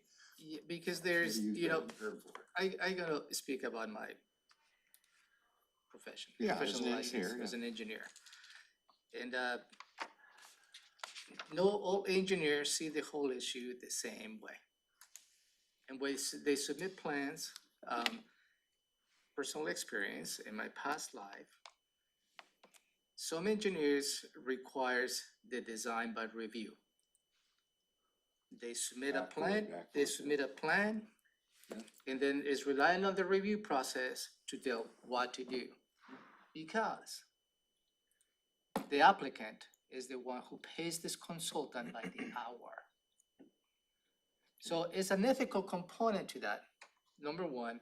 And number two, we as administrators and you as a legislative authority has the responsibility to make sure that those permits are meeting the intent of the law, your code. So, and I believe that, you know, hiring consultants, is an option. You have been very consistent on that. Yeah. Can you share the experience without naming the engineering firm? Yes, that I you can. just went through?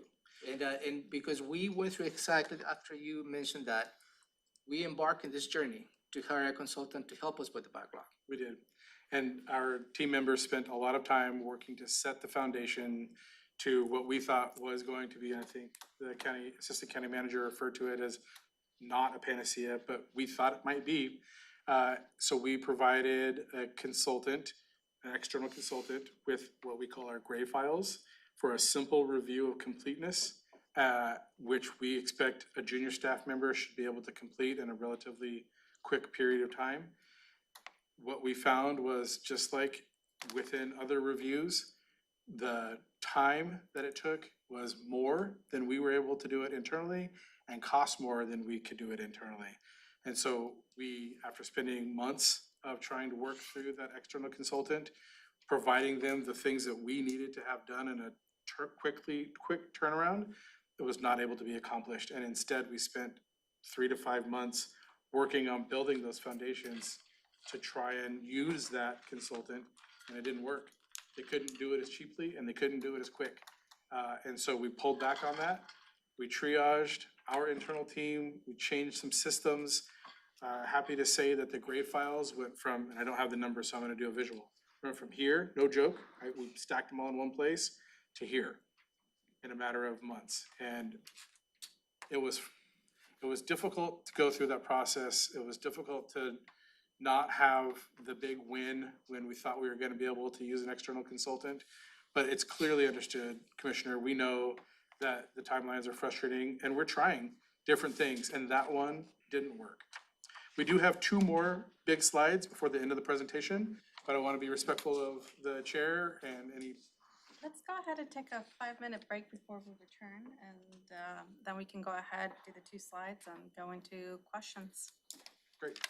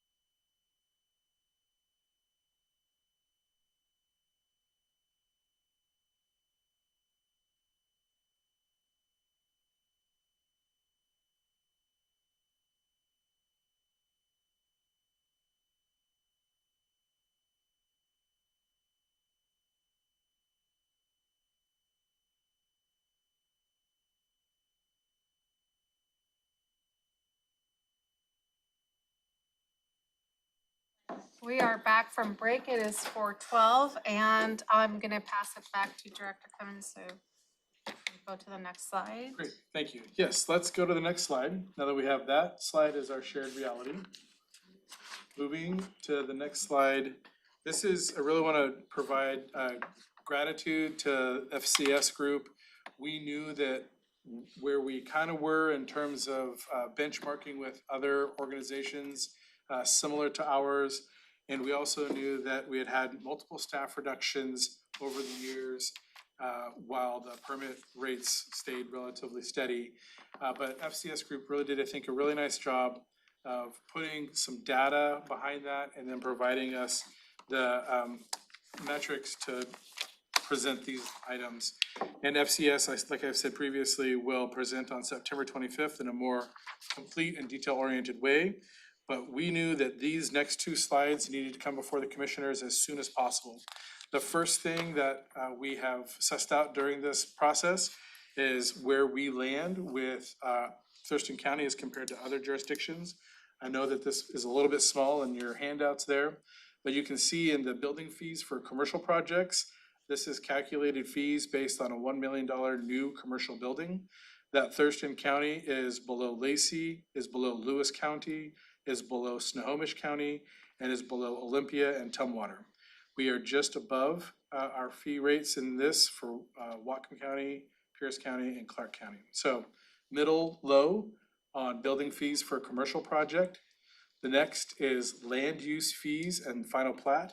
This assumes 4 lots. You can see that compared to the jurisdictions that were referenced, Thurston County is the lowest in our fee.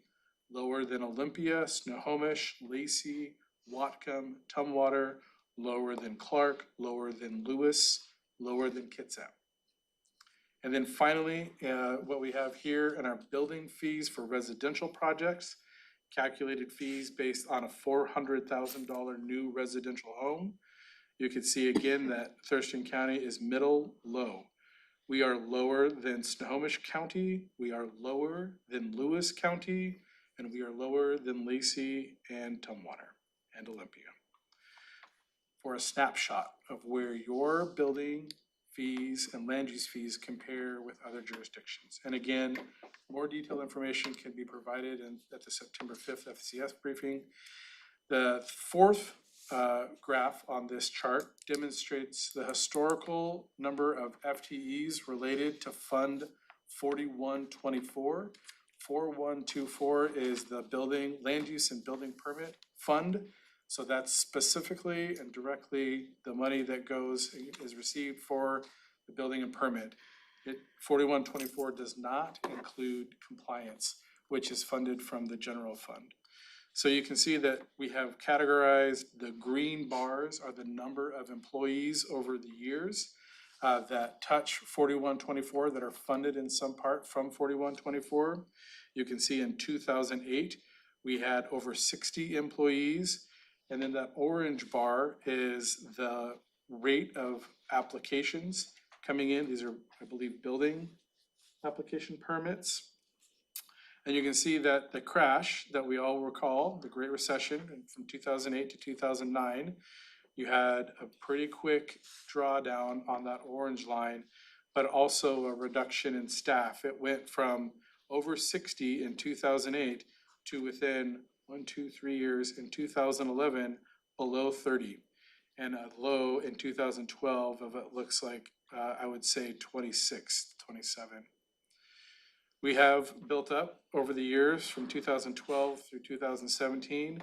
When I took on the role in 2018, we had 39 FTE, and we'd asked for 1 more FTE, and so we've stayed stasis from 2019 to 22 at 40 FTEs that touch the 4124 budget. You can see that in 2017, 2018, that high peak there that then starts to drop. Part of that is when we eliminated the permit types that we've talked about previously, when the board approved to reduce the permit types, the siding, the windows, the solar panels, to increase from 200 to 400 square feet.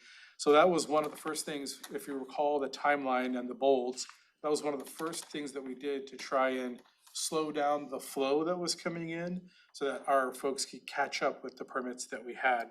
But you can still see that the permit ratio continues to be at a pretty elevated level. And we have not asked for any more employees since the 2017-18 area, 2018-19. Can we discuss that, right?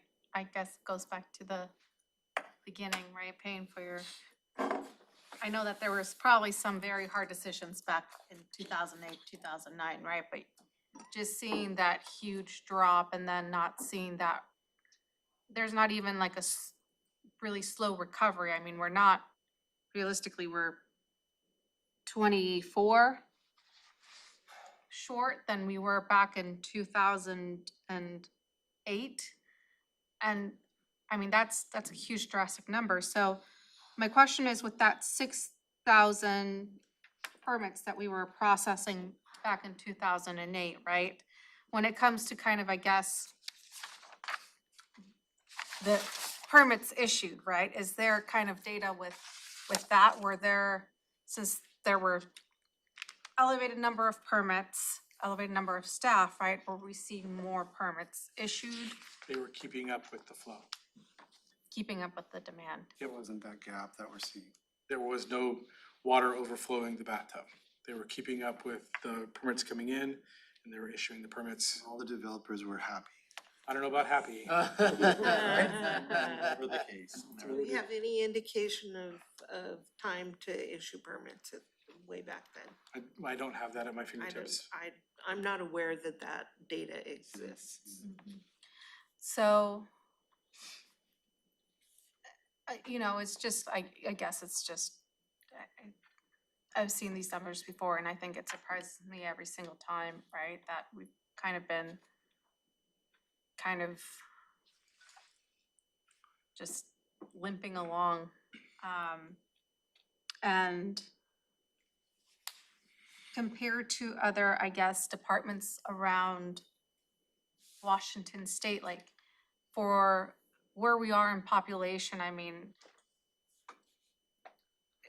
what is our staffing level supposed to be at where the tub is not overflowing? Or is it just driven by a demand, kind of supply-demand situation?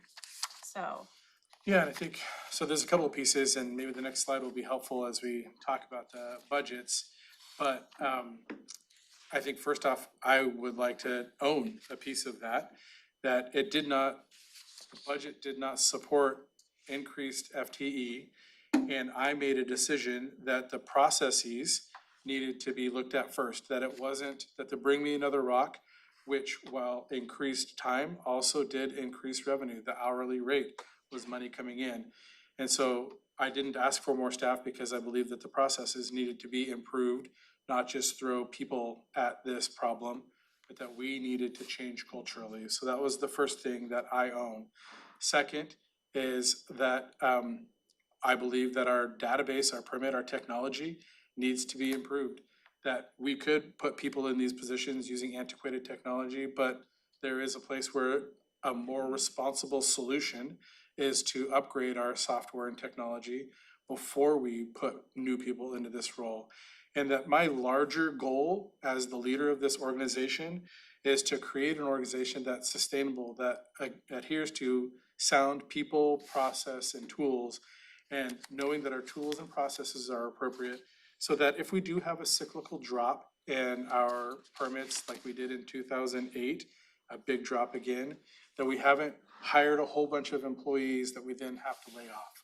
For me, it's more important that we have a stable, sustainable organization that has good processes, that's the project review timeline and communication matrix, and good tools, and that's the Acela permit database. And if you look at that timeline that we have provided earlier, those are two big pieces that I think will impact that orange line.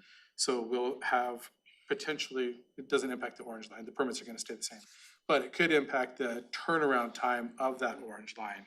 So I'm in this middle point. I know I'm not making a full and clear, yes, people would obviously help. If we went back and put a whole bunch, if the board decided to hire a whole bunch of new people, I think it would definitely help in the turnaround rate. But I think that there are two big things that we need to accomplish first. And so that for me is kind of where we're at this point. What we do know and what you will hear in September 25th with more, I think, data is the consultant that we hired has done surveys of our developers and folks within the community, and they're willing to pay higher fees if the turnaround time is shortened. And my response to that is thank you. There are things that we need to do internally to be ready for that, because I don't want to create a level of expectation that we can't meet, that we're not actually impacting the level of service. But I think that's an important conversation for the board to have. So the next page is also an important conversation. Oop, the county manager has. Yeah, me too. Go ahead. Me too. Please. Related to the people process and tools, I believe that, humble opinion, that's the direction that should go. You and I have many conversations in terms of how balanced those three elements needs to be in place. Imagine a pie that has 3 slices, and those 3 slices has to be a balance, the same size. Because what we see right now in the tools slice, that slice is small. And what we do is then we compensate with additional process. So the process slice right now is bigger. So ideally will be at some point the tool will take over that process. And then we will assess if the resources, the people is adequate to strike the balance on that pie. And that, I believe that is the concept behind the people process and tools, because it's not just linear, it's comprehensive in terms of striking the balance between the 3 elements. Just in food for thought on that. And if I could just piggyback on that quickly, because for me, then it's all those 3, and then the next conversation really is about level of service. Thank you. Oh, sorry. No, go ahead. Okay, because, all of that, you then have a conversation. If you can dial in your processes, you can have the good metrics to measure how you're doing, and then you resource it appropriately, then what is that level of service you want to provide to the community? What's that turnaround time, et cetera? And that will drive the number of staff. You said, how many staff do we really need? It all depends on how fast you want the Well, permits we to go out don't the have a door. choice now. The law is telling us we have to do it In a at certain the amount of time. legislature's directive. So we don't have a choice to choose a level of service, right? Well, it has been established. By A 2025. set of expectation that we need to meet a certain timelines, and you're right, because with the new bill, there's consequences if we don't meet that. Right, then what is it that we as a county will need to do, and I think that's a good segue into your next slide. I wrote that picture down, by the way. That's a helpful tool. Thank you. Right, so the next slide is the fees. And I think one of the other items that FCS really brought to the table in terms of our understanding, and we knew this, but having a more clear picture in terms of recoverable versus non-recoverable in our permit fees, the work that's directly related to a permit is recoverable by the permit fees. The work that is not directly related to a permit is not recoverable by permit fees. And a few years ago, Robin was very clear that we needed to get our hands fully around what was the non-recoverable work. And back to not having all of the right tools, our permit database system did not allow for us to do a report on all the items that aren't covered by permits. And so we did a methodology survey of, bless you, of the work done first at the BDC counter. So all of the information, the exchange of information that people have with folks that come in and say, hey, what can I do with my property? But they don't actually get a permit. All of that was non-recoverable. And we needed to get a handle on that. So we did a survey, we come up with a methodology every year. We say, this is the non-recoverable amount. We provide that to the budget office. The budget office provides that to the board as money that needs to come from the general fund, correct? The year after that, we said, there's a lot of work that our plan reviewers are also doing that is in that same vein, that we're providing a service, but we're not necessarily charging a permit because it's not tied to a permit. So we did a methodology on that as well. So we've been getting our hands around this problem for the past couple of years, but now we know that, this opportunity, now we know that this opportunity because of the great work of FCS, because of the budget office and everybody coming together, that the non-recoverable is in the range of 1.8 million. And instead of it being an emergency every year that, oh my goodness, the general fund needs to cover this gap, it is functionally an organizational structural piece to a normal permitting operation that organizations, that counties and cities know that there's a non-recoverable portion that needs to be provided every year. And that, like I said, that amount is 1.8 million. And the question that kept coming up was, what is that 1.8 million? What's actually being done in those services, right? And so you can see in that bar that the recoverable based on our budgeting process is 3.85 million. So the money that we're doing for permits and charging for permits is 3.85 currently. That's the recoverable amount. And the non-recoverable is 1.78. So that's where we come up with the 1.8 million. And what are you buying in the non-recoverable? What's happening in those areas? And so I'm just gonna go down a general list, but then we also have Carolyn Holt. Actually, Carolyn, why don't you come to the table for us? Carolyn is our on-the-ground person that's actually really engaged, one of the folks on some of these non-recoverable items. So in terms of non-recoverable, think of codes and ordinances. So when the Board of County Commissioners says, hey, we should do ADUs, and it's all planned out by community planning over in Ashley's group, but they need to talk to the development services group about how it's actually gonna be implemented. All of that conversation that goes back and forth, all of those meetings to make sure that the code is built correctly, that's not recoverable. When the Economic Development Council says to Jenica, our Economic Development Manager, hey, do you think that there's a place that could manufacture this product with this number of acres, with this amount of water, with this appropriate zoning, with this access to I-5, where would we do that? It goes to Brett's group in combination with community planning. That's not recoverable. When we're responding to community inquiries about where can I do X, not recoverable, part of the 1.78 million. Public records request, when individuals in our community say, we want a slew of public records requests on whatever applicant or project was completed, not recoverable. The front counter time with applicants at the BDC and the Building Development Center, when our people go out there and mom and pop or a realtor say, hey, what's up with this property? What can I do on this property? I'm thinking about this, I'm thinking about that. That can be, and I'm kidding you not, that could be potentially 2 hours where we're trying to provide service to these folks and they're going back and forth. And it also gets us in a sticky wicket because somebody comes back to us 3 years later and says, I remember a conversation I had 3 years ago where they said I could do this on my property and now you're telling me I can't. So not only have we spent a ton of money on non-recoverable, we've also provided a customer service that confused a future applicant that says that somebody moved a stream and now somebody else got to build something and I don't get it. So that's another non-recoverable item. I'm gonna switch over to Carolyn because it's also things like standing up the Acela program, the project review timeline, standing up the Habitat Conservation Plan review, which Carolyn has been a huge part of. So help ground truth, Carolyn, the amount of time that's gone into the Acela configuration. Yep, thank you guys for having me here. I am Carolyn Holt. I'm one of the worker bees. I'm not a supervisor, not a manager. I'm actually an assistant planner behind those closed doors. So I was asked to be a part of a couple of different programs that we have started. When we launched the HCP, when we were ready to provide that service to the public, Josh and Brett did ask me if I wanted to be a part of that team, and I definitely said yes. So that did take a lot of review time away from reviewing. So I review administrative land use files, those brown files, and also the residential gray files. So that's my primary role in the back office. Could you say what a gray file is? I don't. It's color gray, but it's a residential file.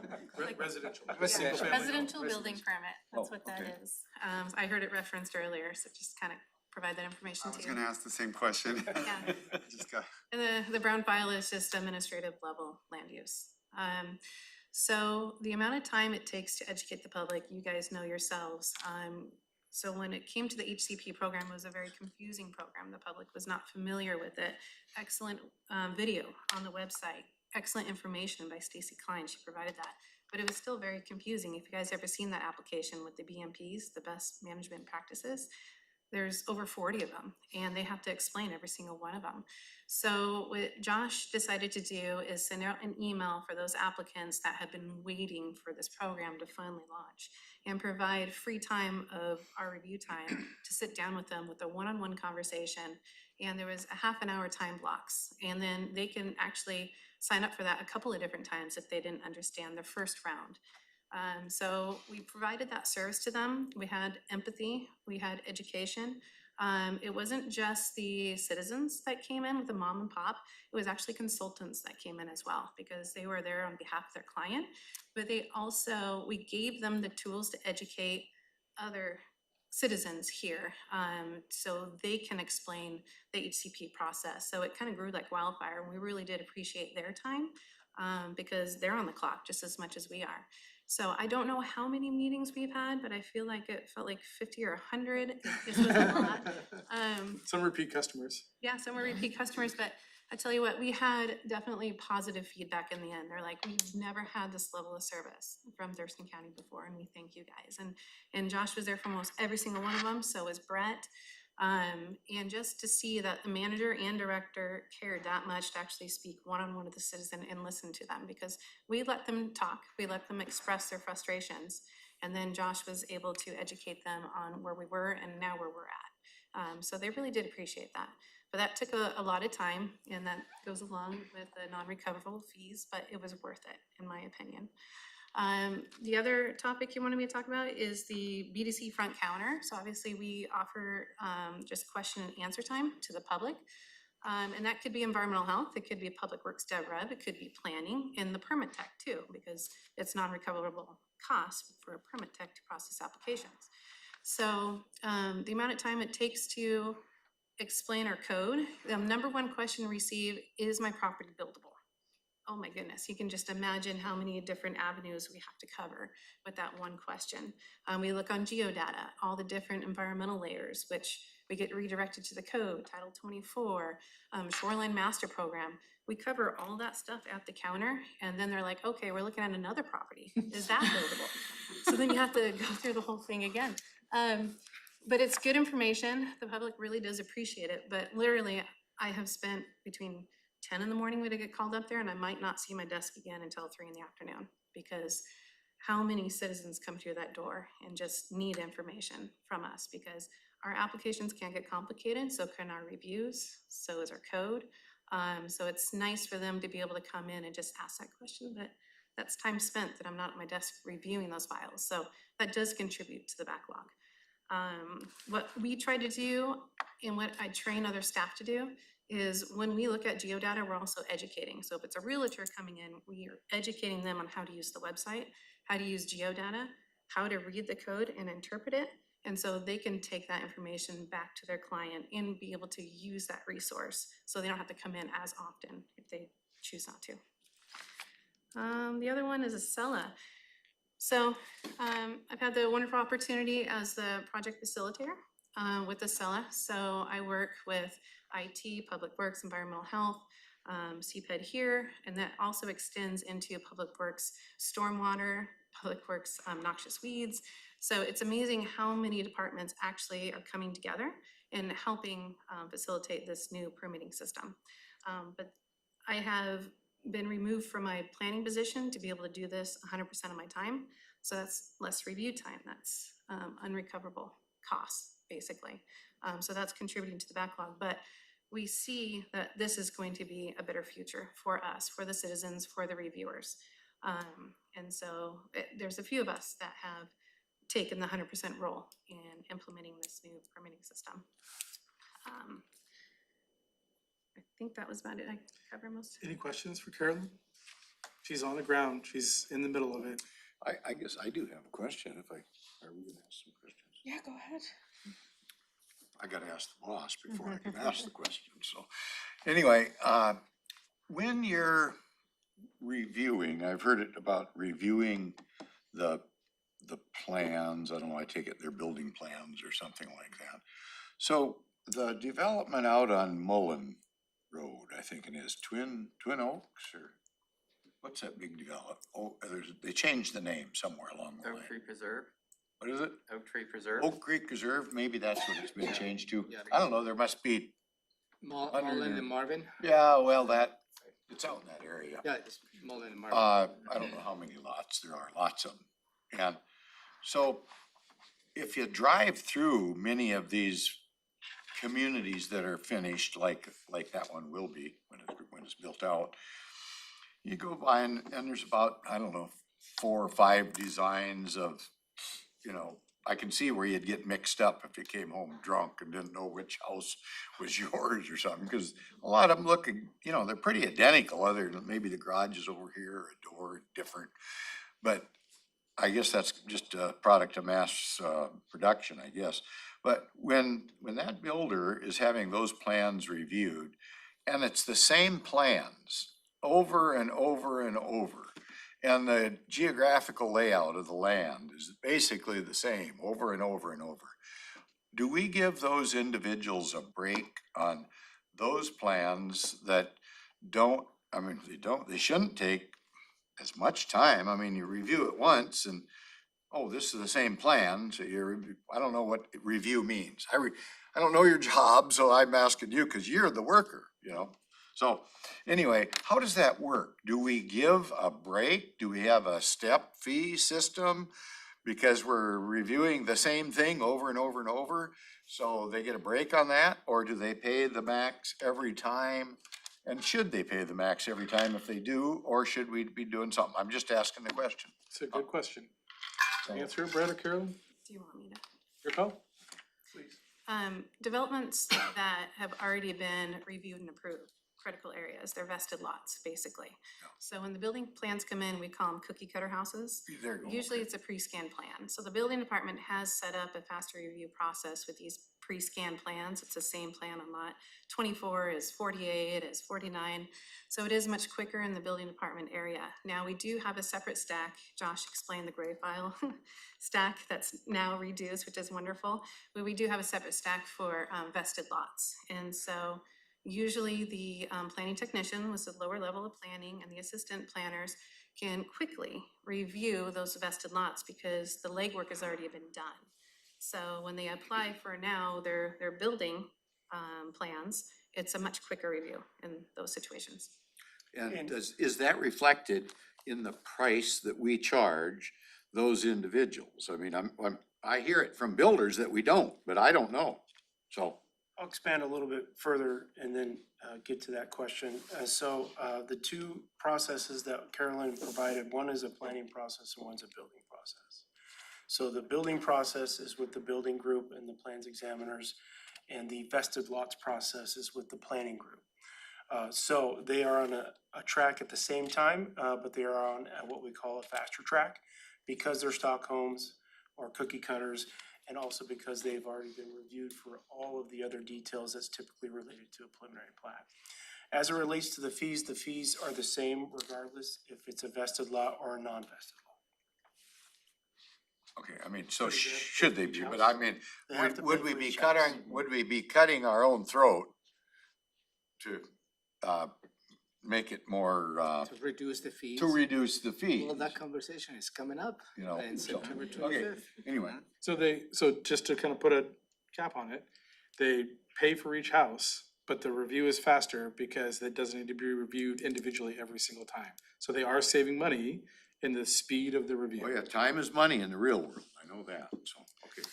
So, going back to kind of the larger issue, Commissioner Mejia previously asked like how many staff would be needed, and my math, looking at your table plus your graph, says we would need about 20 more, about 50% increase in staff to stop the bathtub overflow. Tools could maybe, reduce that. And what I'm seeing in this thing is that for each, tell me if I got this right. So for each, you could say, oh, let's just hire 20 people. They're gonna recover their costs. Well, no, they're only gonna recover, my math says 69% of their costs, whatever, 68.4% of their costs. So for each, if we wanted to add those 20 people, the general fund would be paying for 31.6% of, that's based on these numbers, of the cost of the 20 new employees. Not necessarily. It depends on whether those employees are doing permit-related activities, in which case Well, their that's costs should be all within that blue. So this is a snapshot of right now, Yeah, It- but this is, it could this is a change. composite of all of your staff, so. of all of the 41-24 staff, but that could change, and the staff that we're hiring, they're not all gonna be Carolyn's that are dedicated to not dedicated, but bulk of the time at non-recoverable. So that is, I mean, I hear what you're saying, and I get the pretty cut and dry math, but I think there's two different issues that we're dealing with. It's the number of folks for level of service, which I think is a conversation that we'd like to have after we talk about the non-recoverable versus the recoverable. There's a structural piece that we need to engage in with the board, and then we can talk about level of service. And I'm looking at Robin, because we've had a lot of this internal conversation. Standard, will be a standard need going forward in perpetuity as the continual building fund every year. Right, and that's, and my understanding of what you're saying is, that's not a gap that should be closed. It's, we should only be charging the blue and we should be subsidizing the gray. And that's based on, and these numbers are based on 40 folks working, and if we add six, if we took 40 and made it 60, that percentage, It that could grow. 31% is still gonna Necessarily. be, gonna have to be The- subsidized. And that's where it doesn't quite follow the trend. Because if you hired people and their only task was to do review of permits to shorten the time to issue, and they spent all their time working on permit reviews, specific permits, then none of it would go into the gray So area. It would larger all be staffing blue. will close that gap. No, it wouldn't close the it wouldn't. gap. It Well, I mean, would shorten just it. increase, nope, The blue it will would just increase. increase the blue. So instead of a total of $5.6 million budget, you might have a total budget of $7 million. And there would just be more blue, and that little 1.7 But would stay the same. intuitively, if you look by percentages. Well, I mean, closing the percentage gray- gap. The amount of, and There dollars is and no way cents to- will remain most likely the same. Right, The blue will increase, right. but the percentage will decrease. Percent of gray That's would what I be mean by smaller. closing the gap. I don't mean completely closing it, I mean narrowing the I gap. think that's what you're relating to, is that you actually, eventually you reduce the percentage. Yes. Yeah. Right, and the board could also have a discussion, I mean, it wouldn't be, in my opinion, it wouldn't be terribly productive, but like, do you spend less time on code and ordinance development? You could close the gap that way. Let's do less response to public records requests, well, you really can't. But that's what I'm saying, you can choose to give direction to Josh on where his staff spend his time, and that's another way to close that gap, but we have to be real. And, there's always gonna be the desire to do the code development, there's gonna be the need to respond to public records research.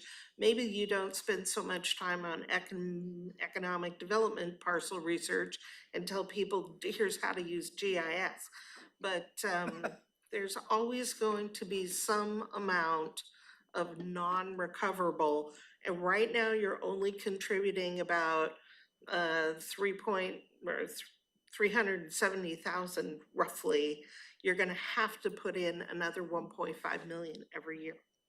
And that last line says, standard general fund support range 1.8, so that's where we're at That's now. at the low end. It doesn't say, you were talking about all the ways to make it lower, but that's saying that's a floor and it could go up to 3 million. Where's that coming from? I'm looking at Josh. So this is a good conversation to have on September 25th, and I don't wanna get ahead of my skis on this, but don't get lost on the 3 million, because the 3 million was a conversation in how do we create sustainability going forward, and that, if you recall, on the timeline was a 2025 discussion. We don't wanna lose the 3 million, the range should potentially be in that 1.8 to 3 million, but right now, at this moment in time, the conversation is that 1.8, because that's the gap that we know that we need to close. The 3 million could address technology, reserves, a drawdown previously on the fund. But really, 1.8 is what we need to only focus on right now. So it would have been easier probably should have taken that 3 million off for the presentation. But I also think it's important that we keep that range and keep that in mind for our September 25th conversation with FCS.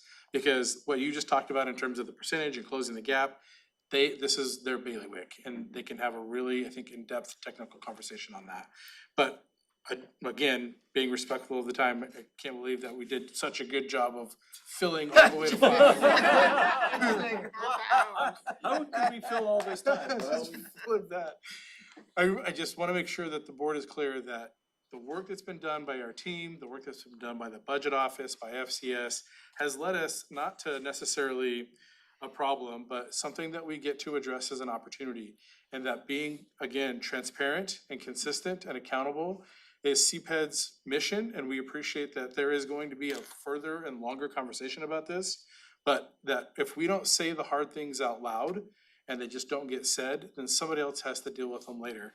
And that's not the way that our organization operates, and I know that that's not the direction that the board has provided me. And so I appreciate that having hard conversations doesn't mean that there's a problem, it means that there's an opportunity to address them.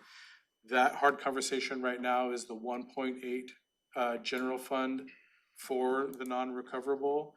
And knowing that it's a difficult time, but there's never a good time to have bad news. It doesn't get better with age. Doesn't That get brings better with age. another interesting item that you need to discuss during the biennial budget. Commissioners, you're all paying for your predecessor sins, let me tell you. Things like this come up where it's like, oh, that's a It hit in is. the gut. It is. And It was a particularly valuable part of the fee study. well, to get to this. it definitely is a valuable piece, right? Super Because hard. it kind of makes us see like what we've been doing, not wrong necessarily, but Right. where we've been kind of, where we're seeing those gaps, right? And why we're seeing those gaps. And Why wasn't there enough revenue to sustain? but you know, it's just doesn't make a spoonful of lemon any sweeter. And it's two really big issues, right? It's the fiscal structure of our organization, that is what we're talking about with the 1.8. And then it's the level of service with the additional FTEs and the process and the technology. So those two things are really the big pieces. But we know we need to have you aware of both of them and recognizing that the time is short on the fiscal structure conversation. Maybe during the budget conversations, Josh, and using your analogy of the bathtub, you know, the inflow and the outflow. And the outflow is predicated on the number of staff that you have right now. And that is really created the backlog. I think it would be good to know what is the output by staff and how many more staffing you'll need to increase the outflow of the bathtub. I think just getting a little more granular in that conversation, I think will help the board to determine, yeah, I mean, if the board decides to invest in 4 additional, this is what we're gonna get as an investment, the return to the investment. Yeah, and I think that's where we're really shooting for the long game of 2025 on some level. Because we wanna make sure that we have the best data and information, and without I mean, the current one, and we don't call it, I guess, A or what? A6, cause we don't call her name. That it's not sophisticated enough to be able to provide us the metrics so that we can have that conversation in a really good way about that level of service, and in order to shift that level of service, how that translates into staff. Yeah, we tried, thank you, Assistant County Manager. We tried to do a labor hour survey to try and provide that number. And we can't get the data out of the database system that we have we have a survey of labor hours. But if we brought that to the board, you guys would say, what is that? And it was just based on data, and we're like, it's based on conversations. And you'd be like, that's not good enough, and we know that, and we felt that, and so we pulled back from that. And that's why on the timeline, it's get the process engaged so that the project review timeline is working. and it's stand up the Acela database permit system in 2024, so we can do that data analytics, so we can come back to you and say, we know that Carolyn is spending X amount of time on recoverable items and X amount of time on non-recoverable items, and we could use X amount of FTEs to close that level of service gap. We don't have the data at this moment because our tools don't allow us to get it. What we're saying is, let's fix the fiscal structural program, let's implement the tools and the processes, and we'll come back to you with a clear understanding of the number of FTEs. The other option is to, and this is of the board's purview, to hire some folks right now and just see if we can train them up in the next 3 or 4 months to start that drain without any data analytics. We know that more people help, but we don't know exactly how many we have, and we don't want to put you in a position to make a decision without hard data and facts. That's where we're coming from. But if the board would like to make a different decision, obviously, we're open to receive. Let me get Commissioner Munster, and then I'll get you, Commissioner Holland. Go ahead. The point I was trying to make earlier really was just that the 1.8 million is, you know, if we add employees to, you know, it may be less percentage, but it's gonna be some addition to that 1.8. Like that's gonna come out of the general fund. And we don't even have the 1.8, so we'll have to figure that out. But I'm just wondering how, with the state telling us to meet this timelines, how, and there's costs associated, and how is this different than any of the unfunded mandate type of arguments that have been successfully made? What's the difference? I know there's You can nuances, charge fees. but you can't for, Well, supposedly you direct these employees to spend all their time on permit review. None of the increase would go to that increase in the 1.7, and you charge fees for the more staff. Another way to That's potentially why look it's at not it, unfunded. to go back to Commissioner Edwards' analogy about restaurants. And you look at all the applications and then the permits issued. All of those applications are orders that are in the queue, right? But we haven't yet given them their bill, so they haven't paid. If we actually had more individuals that were fully funded by fee-related activity, then we would start getting those meals out and those bills would start getting paid, which would then cover the cost of those additional personnel. And then the blue bar will The blue bar would Yeah, go up. effectively. So They then, cover the new staff. okay, so then is, I guess not a proposal, but a budget, but I guess just following, right? Like, so if you were to increase staff, right, it would have to be with the directive that it would have to be like specifically to abide with this new law, permit specific. So that way they would be Activity only. covered. is that doable? I mean, my understanding was that wasn't really doable, like just the nature of one of your permit techs, their job just required a certain stratum of non-recoverable activity to do their job. So think about what those things are. So a The person permit at the tech is gonna be at the counter. BDC, Yeah, you and can't, somebody's gonna walk in, and if they say, sorry, I'm just recoverable, I can't talk to you about a project unless you get a permit. So you're still gonna have your current people at the counter. It Why is- even put new staff To use the at permit the tech counter? example, but there could be another example, totally, there could be another example that does not interface with people that aren't Exactly. buying permits. I think we could put parameters on that, but maybe if to that's not, the to not answer. increase the non-recoverable. Yes. So, yeah, that would, 'Cause I you're- think would be. You're right, not everybody's gonna be a Carolyn where she's a superstar and able to like pivot from a review process into helping to build an Acela process, right? So there are folks that are, just put them into the review system. Yeah, and there are examples where those individuals who are out front with the public are a discrete group of people, permit technicians or whatever you wanna call them, that don't necessarily do the review, but they're able to be there to answer those questions. Yeah. And so they're more discrete in the general fund versus the folks that are You actually. can parcel doing- those out. Yeah, another thing that we used to do was the BDC would close for a half a day and not be answering questions and be working on essentially the draining of the tub. So when the doors are open all day, you've got our staff out there answering questions all day.